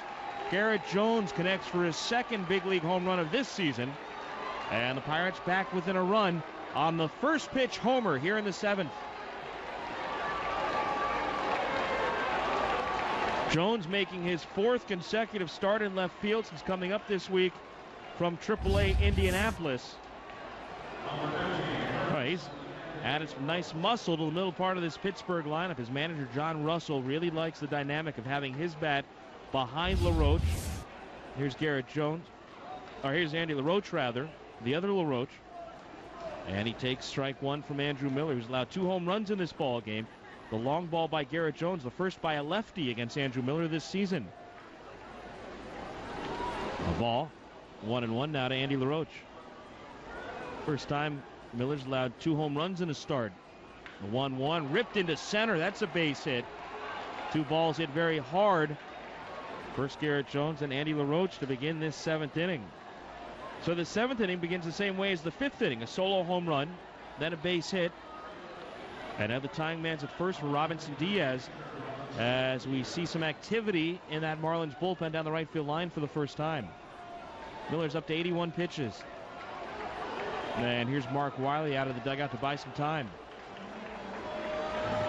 Cabot Stains, you'll find heritage, pride, and commitment in every can. Our performance is legendary. Cabot Stains. There's a right-hander loosening for the Pirates right now. It could be the end of the night for Zach Duke, who's thrown 99 pitches to this point. And with Diaz coming up, you got Vasquez on deck, then the pitcher's spot. So Duke could be done after 6 here tonight. Well, Mark Wiley makes his way off. Nationwide Mortgage wants to help you purchase or refinance a home and save you money.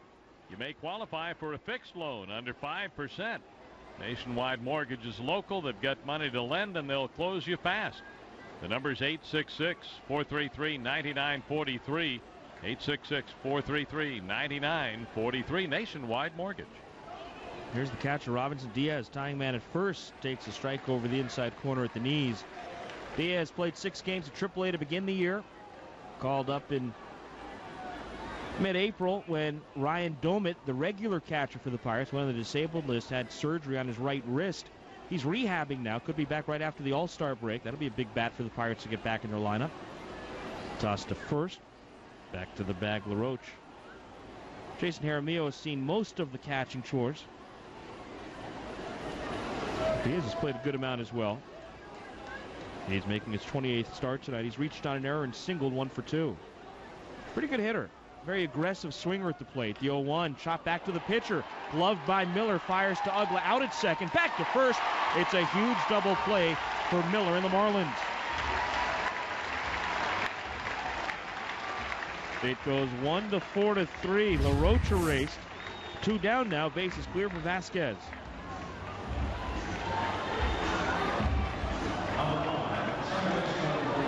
Vasquez 0 for 2. Making his 4th consecutive start for the Pirates, his 2nd in a row at second base. Freddie Sanchez has been sidelined the last 2 days after experiencing some tightness in his back getting out of a taxi cab when he arrived at the stadium here yesterday. Pitch to Vasquez, who homered last night, popped up foul ground third base side. Bonifacio over, but he won't have a play.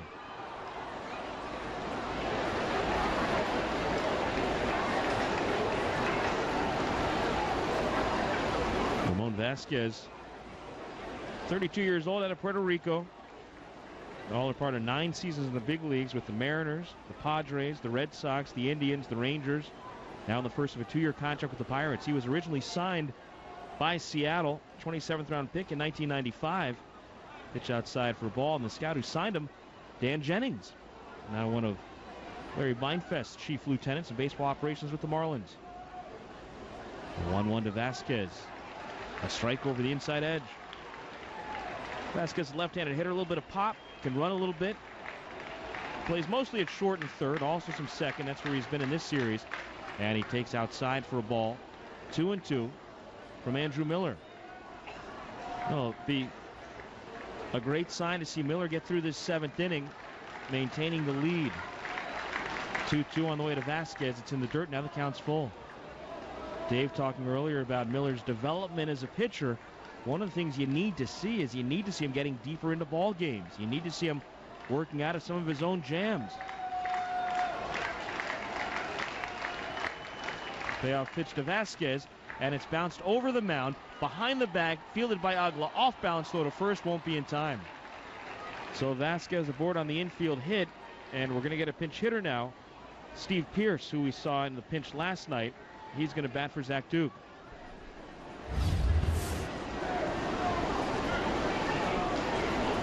Pierce, a corner outfielder and a first baseman. And the right-handed hitter's not going to get a chance to bat against the lefty Andrew Miller. Here's Freddie Gonzalez out of the dugout. And Miller's night will be over after 6 2/3 here tonight. Time now for a Metro PCS call to the bullpen. We're in the top of the 7th. The Pirates have scored a run.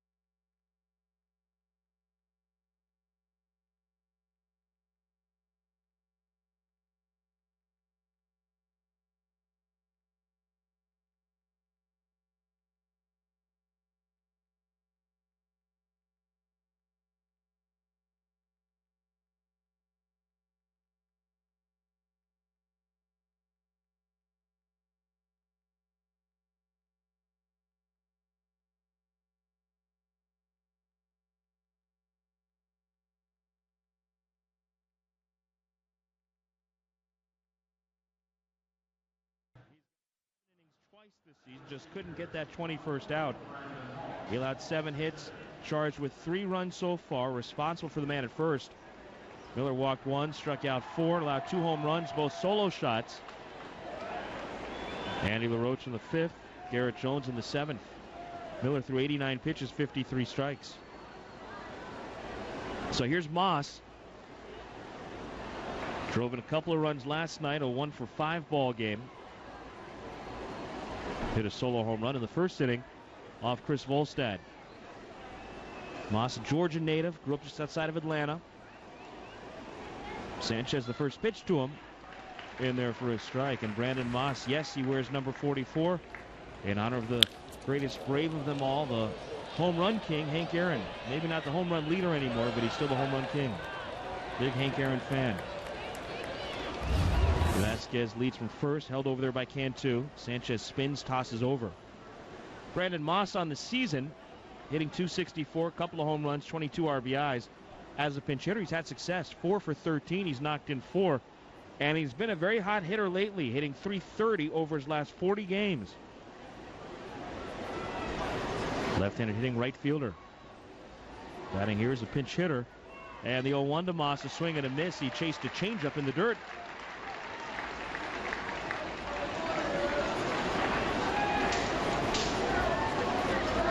The Marlins have led this one from the get-go. 2 in the first on a Ramirez home run. They led 3-0 in the 4th inning. A double play ball off the bat of Paulino scoring a run. Pirates a single run in the top of the 5th, single run in the top of the 6th. Marlins made it 4-2 on a wild pitch in the bottom of the 6th. And now the Pirates have gotten a run back here in the 7th and a leadoff home run by Garrett Jones. Sanchez, the 0-2 pitch to Moss. A swing and a miss. He struck him out on another changeup. And the Pirates leave the tying man at first base. They get a run, though, on 2 hits here in the 7th inning. And the 7th inning stretch brought to you by Real Sangria. Make it Real every time. At the stretch tonight, it's the Marlins 4.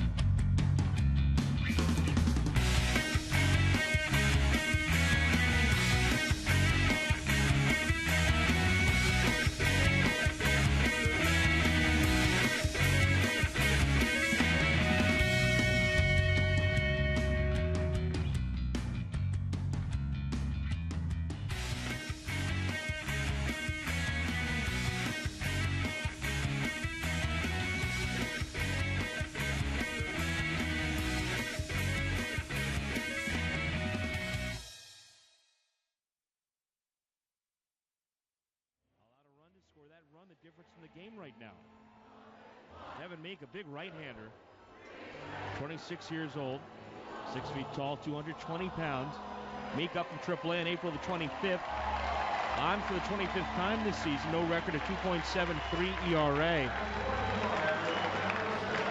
couple of things jump out when you look at his stat line. Opponents batting just 188 against him. Only 19 hits in 29 2/3 innings. But 22 walks in 29 2/3 innings. More walks than strikeouts, 18 Ks. He's going to have to deal with the top of the Marlins batting order here in the bottom of the 7th in a 4-3 game. The Marlins with the 1-run lead. Couple of finals to pass on. Our Corona out-of-town scoreboard. Kick back and relax with an ice cold Corona and lime. Relax responsibly. Padres over the Dodgers 7-4 out of Petco today. Giants shut Houston out again. Second straight game, 9-0 at AT Park. Bills over the Mets 4-1. That was at Philadelphia. Cincinnati beat St. Louis 5-2 at Great American Ballpark. The Nationals upended the Braves 5-3. That was in the nation's capital. Milwaukee over Chicago 11-2. Cubs were never in that one at Wrigley. Boston lost at Fenway. Seattle beat them 3-2, and I believe Seattle's won 3 out of 4 games this year from the Red Sox. In the other game at Yankee Stadium, Yanks beat Toronto 6-5. That finals in. Kansas City beat the White Sox 6-4. Minnesota over Detroit 4-3 final. Details on all those games coming up post game. By the way, Manny played again today. He had a home run today in the first inning in San Diego, but the Dodgers lost. Here's Bonifacio, takes a fastball from Meek, down and in, ball 1. Rain delay at the outset in Denver tonight. The Diamondbacks and the Rockies. Remember, we were in Colorado on the 4th of July last year. Night no one will forget. Yeah. There's a strike call to Bonifacio, 1-1. Marlins jumped out to a 13-4 lead in the 4th inning. They lost the game 18-17. The 1-1 to Bonifacio goes to the backstop. Pitch was in near his feet, jumped back out of the way. Bonifacio's been aboard all 3 times, reached on an error and scored in the 1st inning. A bunt hit in the 3rd inning, stole a base, then caught stealing, singled in the 5th. So Bonifacio, who was hitless last night to snap a 9-game hitting streak, now hitting 10 of 11. 2-1 to the switch hitter from the left side, swing and a miss. Meek's been on a pretty good roll for the Pirates. He's pitched scoreless ball in 14 of his last 16 appearances, spanning 19 innings, only 4 earned runs in that span. Last time out Thursday against the Mets in a makeup game in Pittsburgh, a scoreless inning. 2-2 to Bonifacio, dribbled foul off to the right into the Marlins dugout.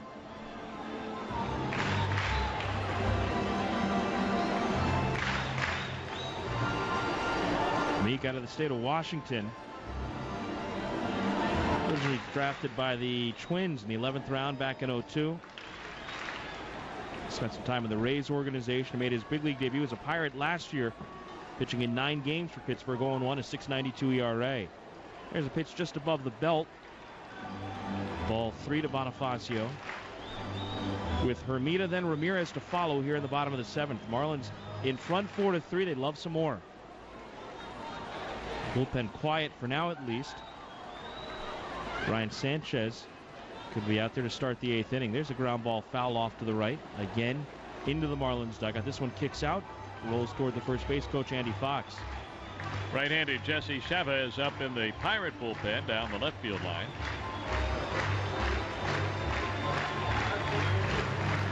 Marlins trying to finally beat these Pirates in 2009. They're 0-4 against them so far. Lost 3 straight in Pittsburgh, April 20th through the 22nd after the 11-1 start.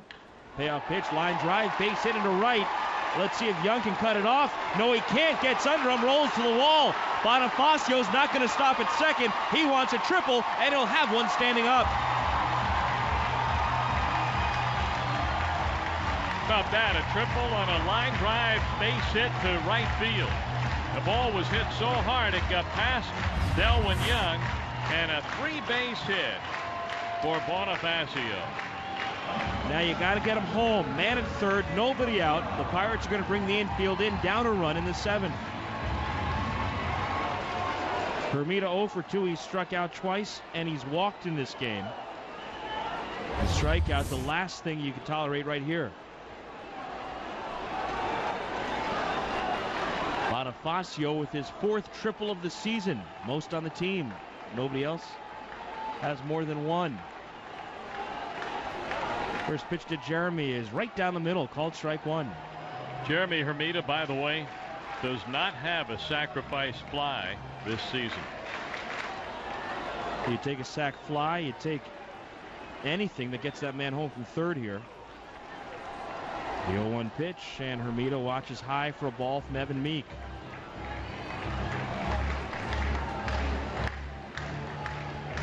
Those 4 triples for Emilio Bonifacio get him onto the league leaderboard. You've got Michael Bourne of the Astros, Shane Victorino of the Phillies leading the league with 6 apiece. 1-1, a swing and a miss. Then you've got Andrew McCutchen, the rookie with these Pirates, who's only been in the big leagues for a month. He's got 5. So does Gerardo Parra, also recently up with Arizona. He's got 5. Matt Kemp's got 5 for the Dodgers. Nyjer Morgan, the former Pirate, now a National, he's got 5. Bonifacio, one of many with 4. The 1-2 in the dirt. 2-2 to Jeremy Hermida.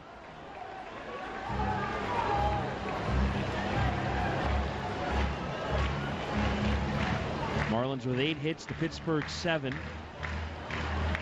Marlins with 4 hits, or 4 runs rather, to Pittsburgh's 3. Looking for more here in the 7th.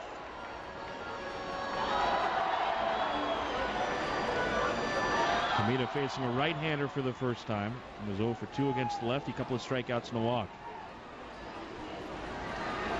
Meek sets near the letters, throws the 2-2, and Hermida takes one that bends inside and low. Moving fastball to run the count full.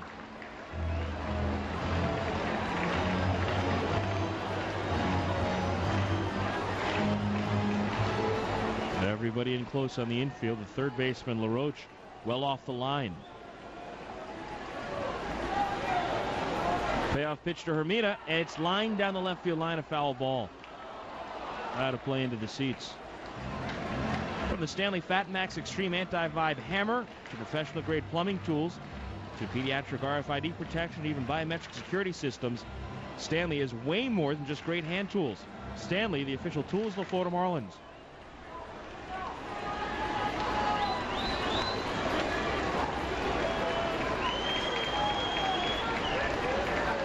Hermida walked on a 3-2 pitch after several foul balls in the third inning. Another 3-2 from Meek, and another foul ball. This one grounded off to the right.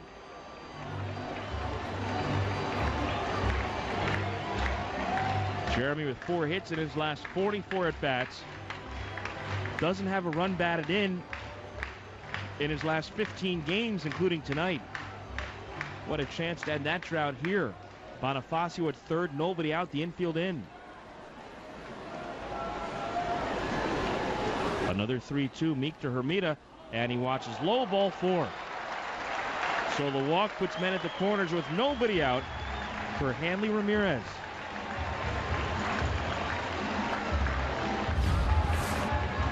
Hanley 2 out of 3 tonight, hit a 2-run home run in the first. That pitch was a close pitch to Hermida. And now going to get a pitch runner at first base. Hermida's out of the ball game. Alejandro De Aza is going to run it first. So you get better speed and you'll get a better glove in the outfield defensively for the next half inning.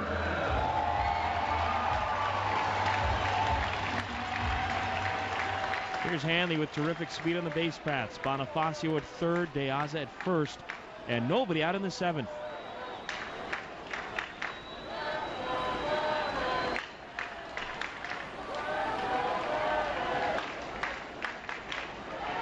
Hanley digs that back foot, the right foot in at the plate. Now swings the left foot around. Windmills the bat. Ready to go. Time called.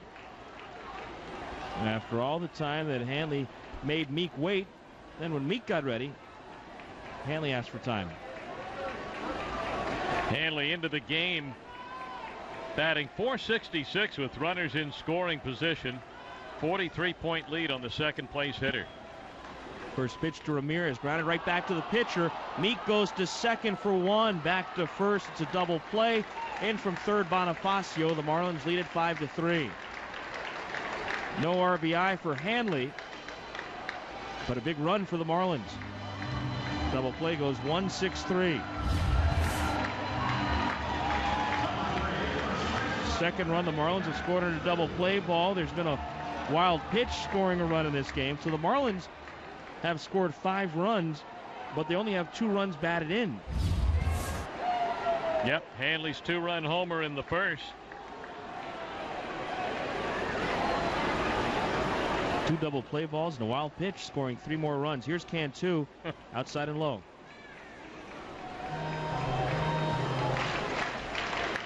Well, the Phillies have won already. They beat the Mets behind Jamie Moyer this afternoon, 4-1.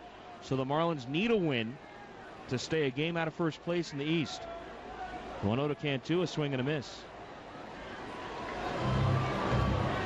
The Mets lost to the Phillies. The Braves lost. The Nationals scored 4 times in the 8th to beat Atlanta 5-3. So both Atlanta and New York now 3 games behind Philadelphia. The 1-1 to Cantu. Swing and a miss, 1-2.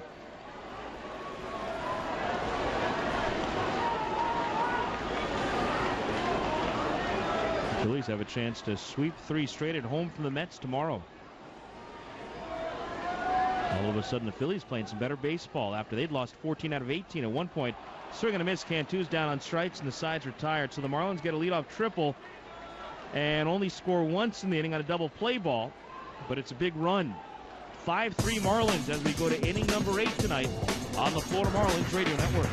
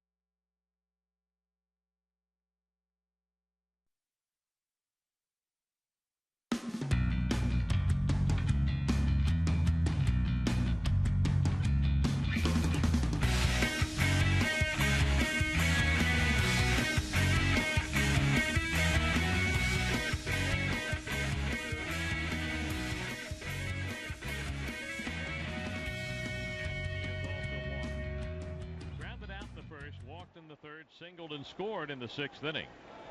Right-hand batter and a speedster. And he stands in hitting .296. The pitch to McCutchen and a called strike.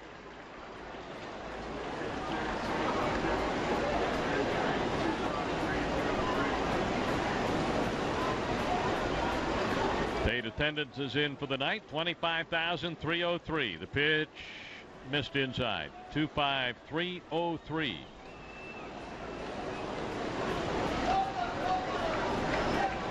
The pinch runner Alejandro De Aza remains in the game. He's playing in left field. Cody Ross in center. Brett Carroll in right. Ball 2, 2-1 to McCutchen. From Brian Sanchez, his first full inning. He came on and struck out pinch hitter Brandon Moss to end the 7th inning. Andrew Miller going 6 2/3 stands to win the game.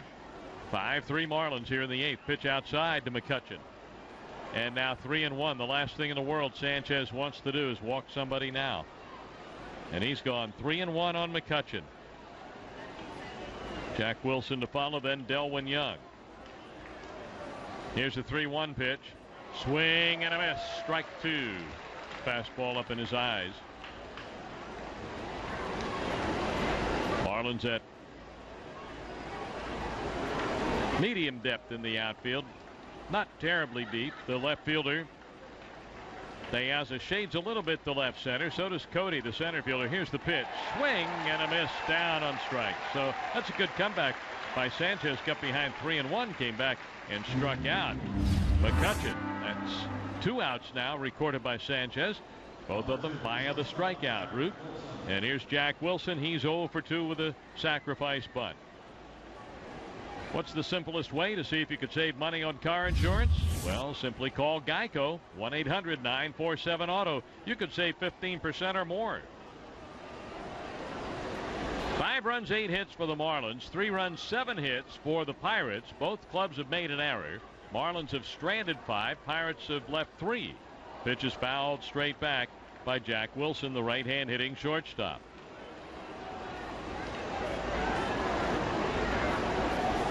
Wilson 2 for 23 over his last 6 games. He'll get back in there.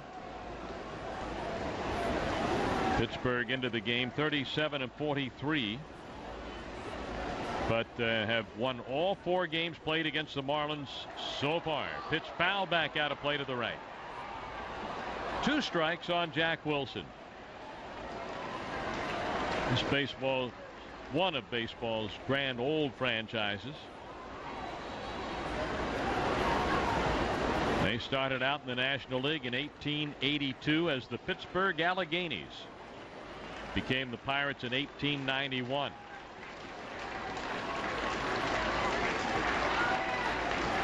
Here's the 0-2 pitch. A swing and a pop foul. This will be out of play and a souvenir for somebody back here near the club seats right behind home plate. Still 0-2. But the Pirates as a franchise have left the glory years behind. 5 world championships, 9 National League pennants, 14 playoff appearances, but none since 1992, their last winning season. 0-2 the count on Jack Wilson. The pitch on the way. Swung on, missed. He's down on strikes. Sanchez has now faced 3 and struck out 3. Delwin Young will be the batter. He is 1 out of 3. Marlins with a 5-3 8th inning lead. The Braves lost. So did the Mets. The Marlins need a win to remain 1 game behind the division leading Phillies, who won their ball game, beating New York 4-1 at Citizens Bank Park. 2 down. Delwin Young stands in, batting left against Sanchez. The right-hander kicks, delivers, and a ball lined out into right center, and that is in there. Trying to cut it is Carroll. Did a great job getting to it. Here's the throw to second. The runner arrives safely at second base. Head first slide by Young, and the throw a little bit wide of the bag and past Hanley, but Bonifacio backed up the play. So there's a double for Delwin Young. A Pirate at second base with 2 outs in the 8th inning. Adam LaRoche has had a rough night. Struck out twice and hit into a double play once. And Freddie Gonzalez heads out. And it would appear that that will be it for Sanchez. Big Pinto is going to come into the game. Reniel Pinto, the big left-hander, comes on. His job is to get Adam LaRoche out for the 3rd out of this 8th inning.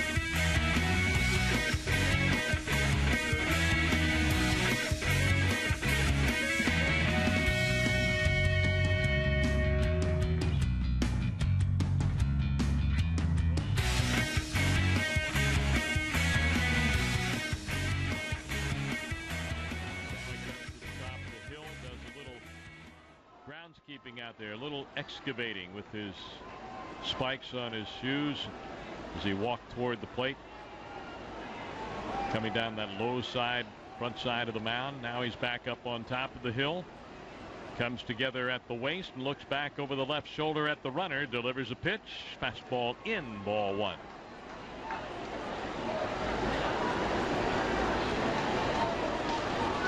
Against the Pittsburgh Pirates in his career, he's pitched in 7 previous games, allowing just 1 hit in 6 2/3. LaRoche swings, fouls it off. And for Pinto, it's his 3rd appearance this year. Has not allowed a hit nor a run in an inning and 2/3 against the Pirates, walking 1, striking out 2.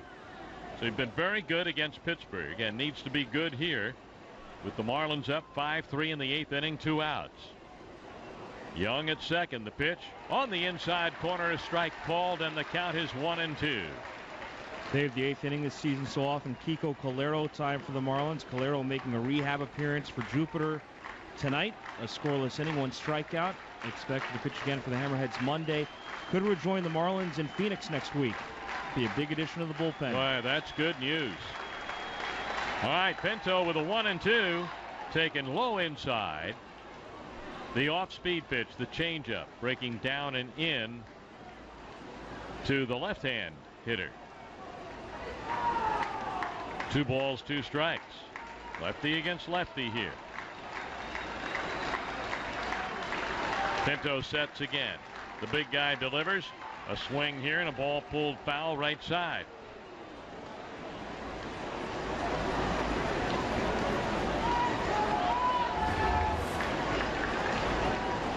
LaRoche into the game batting .267 with 2 of his home runs. He has hit 12, 2 of them against left-handers. Left-handed batter holds the bat high. He's ready. Slightly open stance. Feet fairly close together. And then he straightens out. Swings, misses. Strike 3. Pinto struck him out. 3 strikeouts in the inning. 2 for Sanchez. 1 for Pinto. Stranding Young at second. We'll go to the home 8th with the Marlins up 5-3 on the Florida Marlins Radio Network.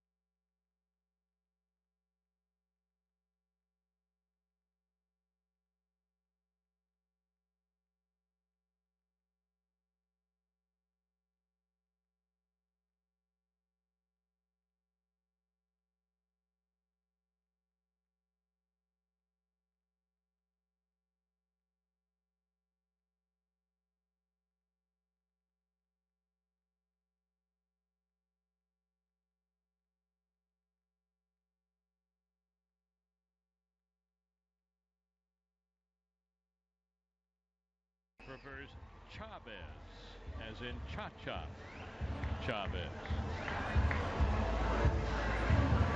Now Jesse to his friends. He'll face Dan Uggla. 1 out of 3. An inning for Evan Meek. Gave up a triple to Bonifacio, who scored the run on a double play ball. He also struck out Jorge Cantu. And now the right-hander Chavez delivers, and a ground ball hit right to the shortstop. Jack Wilson fires to first. 1 pitch, 1 out. here in the bottom of the 8th inning. Dan Myers up in the Marlins bullpen. Chavez 0-3 in 39 previous outings, a 3.41 earned run average, and he's allowed 31 hits in 34 1/3 innings. He has recorded 26 strikeouts over that span with 12 walks. He's given up 4 home runs. Cody Ross 1 for 2 with a walk. Marlins up 5-3. Hanley hit a home run in the first inning. And the Marlins have scored runs. Leadoff hitters reaching base in the 4th, 6th, and 7th inning, each scoring. Ugla leading off with a single in the 4th, scored on a double play ball. Cantu doubled to lead off the 6th, scored on a wild pitch. Bonifacio tripled to lead off the 7th, scored on a double play ball. 2 balls, no strikes. The count on Cody. Chavez delivers, and it's low. For a taste of Europe, try Martinair. Your choice for the only nonstop flights from Miami to Amsterdam. Superior value, friendly service, premium economy, more legroom, upgraded amenities. Book your next European holiday with Martinair. Pitch to Cody is inside. That's a ball. He's on with a walk. 1 out walk to Cody Ross. Check out Martinair by logging on to martinair.com. Martinair, your choice. Ronnie Paulino coming up. He has grounded out once into a double play. Last time up, he fouled out to the first baseman, Adam LaRoche. In the pregame, Mr. Marlin, Jeff Conine, delivered the Lou Gehrig farewell speech. Well received by everyone here. There's a pitch low outside, goes to the backstop. Cody jogs down to second base. So another gift to the Marlins. This time a wild pitch thrown by Chavez moves Ross to second. Ball 1, no strikes to Ronnie Paulino. I heard them talking about the ceremony in all of the ballparks. Various players read the speech pregame, and I heard someone mention, and I'm not sure whether it was Joe Castiglione or if I heard it somewhere else driving down today, but Curt Schilling went to Boston at Fenway and delivered the Gehrig speech. Here's the pitch, low outside. That got behind the catcher, but holding at second, Cody Ross. Good job by Cody of sizing that up, and I think he got some help from Ronnie Paulino. Ronnie checking to see where the ball was. Boy, did that catcher, Robinson Diaz, box that pitch. And that ball wasn't in the dirt. He just tried to slap his glove down on top of the ball and smother it, and it got behind him. Here's the pitch. Low outside and the ball. 3-0. They've mentioned earlier all the work that Curt Schilling has done on behalf of ALS. You know, his oldest child, his son, is named Gehrig. He named his son after Lou Gehrig.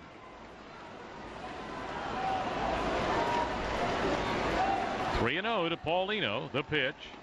There's a called strike. Lou Gehrig, the Iron Horse, played with the Yankees 17 seasons, 1923 to 1939.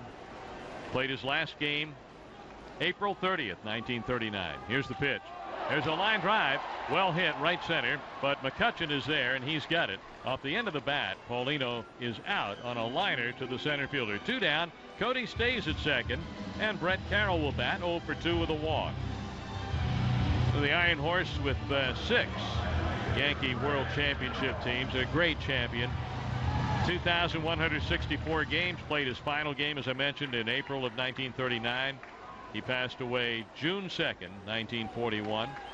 He, of course, held the consecutive game streak, 21-30, the great Iron Horse streak that was broken by Cal Ripken. The pitch and a called strike on that great night at Camden Yards in Baltimore, 21-31. Cal went on to play in a total of 2,632 before finally sitting down. 2 outs. Ross at second, Carroll the batter. Here's the 0-1 pitch. A swing and a pop-up down the right field line, down toward the Marlins bullpen area and back out of play. 0-2. You know, when the Yankees retired Lou Gehrig's number on this day 70 years ago in that ceremony, it was the first time in sports history that a number had been retired. Start of one of the really neat traditions in sports.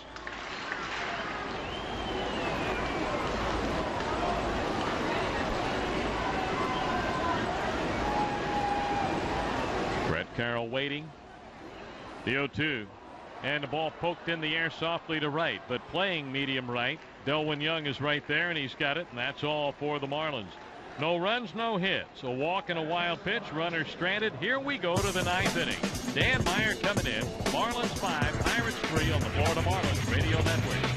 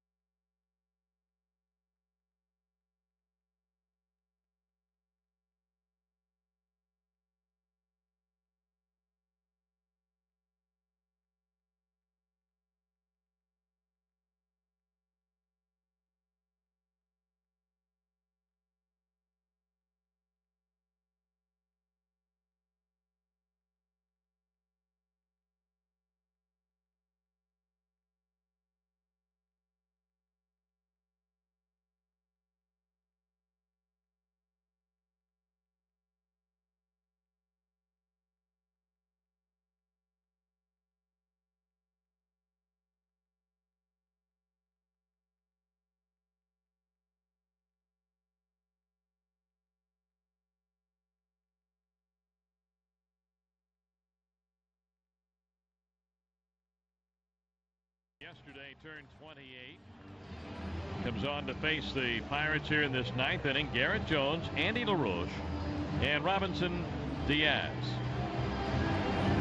And Dan and the Marlins on top here 5-3. This is Andrew Miller's game to win and Zach Duke's game to lose. The Marlins with a win tonight will record their 20th victory this season over a left-handed starter. The Ace Underwriting Group, Florida's insurance source, serving all of Florida because Florida is all they insure. So whether it's auto, condo, business, or home, get great rates, great service from folks right here in Florida. Find out more, fans. Visit underwriting.com. Now here is Garrett Jones stepping in. First pitch he saw from Andrew Miller in the 7th inning, he deposited into the right field seats. They've hit 2 home runs tonight. Here's the pitch, and it's taken inside by the Pirate left fielder Garrett Jones, playing in his 4th game, and he has gone 4 for 15 with a couple of home runs. A minor league veteran. The pitch, swing and a miss. 1-1 to Garrett Jones from Dan Meyer. Dan, who has had so far an eventful summer, notched his first career save June 24th against the Orioles.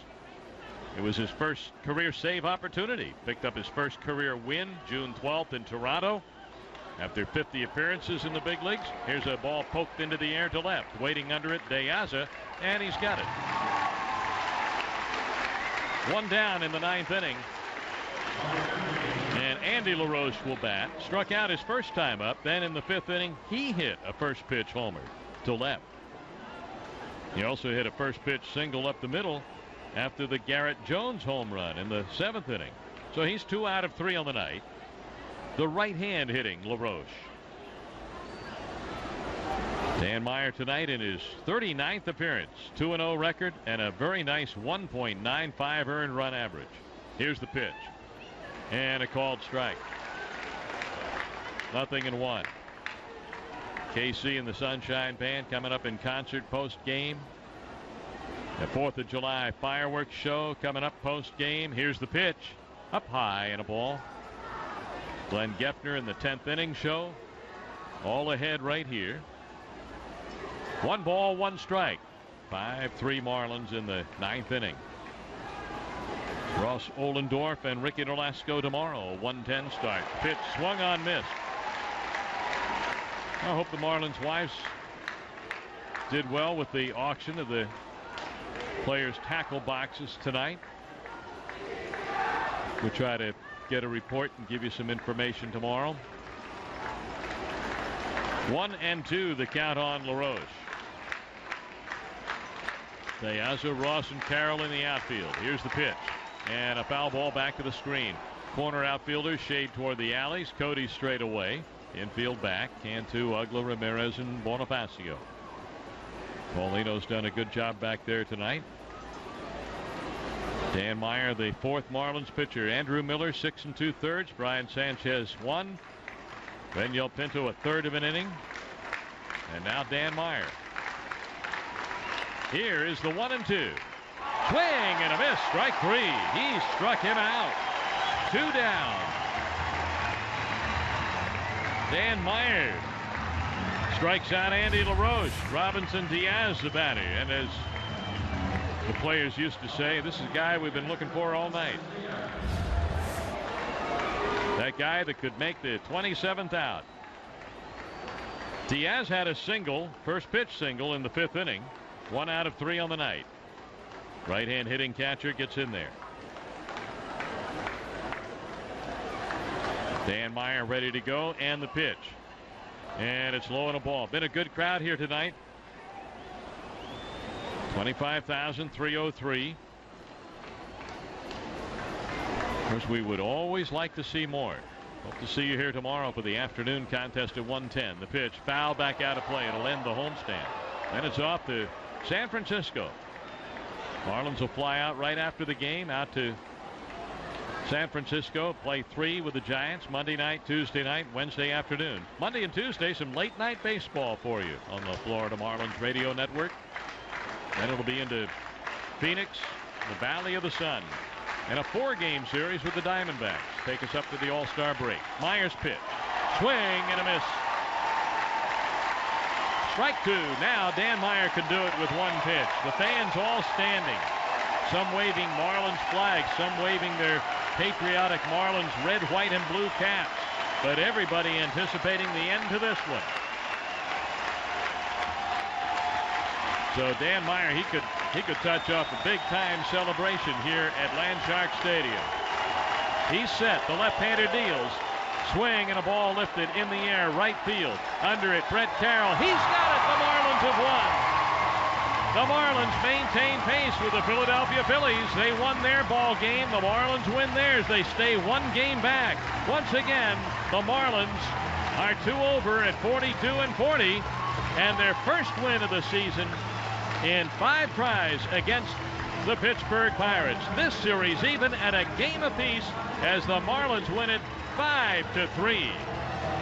The Marlins pour out onto the field for the high fives. The fans will celebrate. Glenn standing by, Casey standing by, and the guy that pushes the button on the fireworks standing by. All coming up. We'll come back with the totals in a moment on the Florida Marlins radio network. Fans,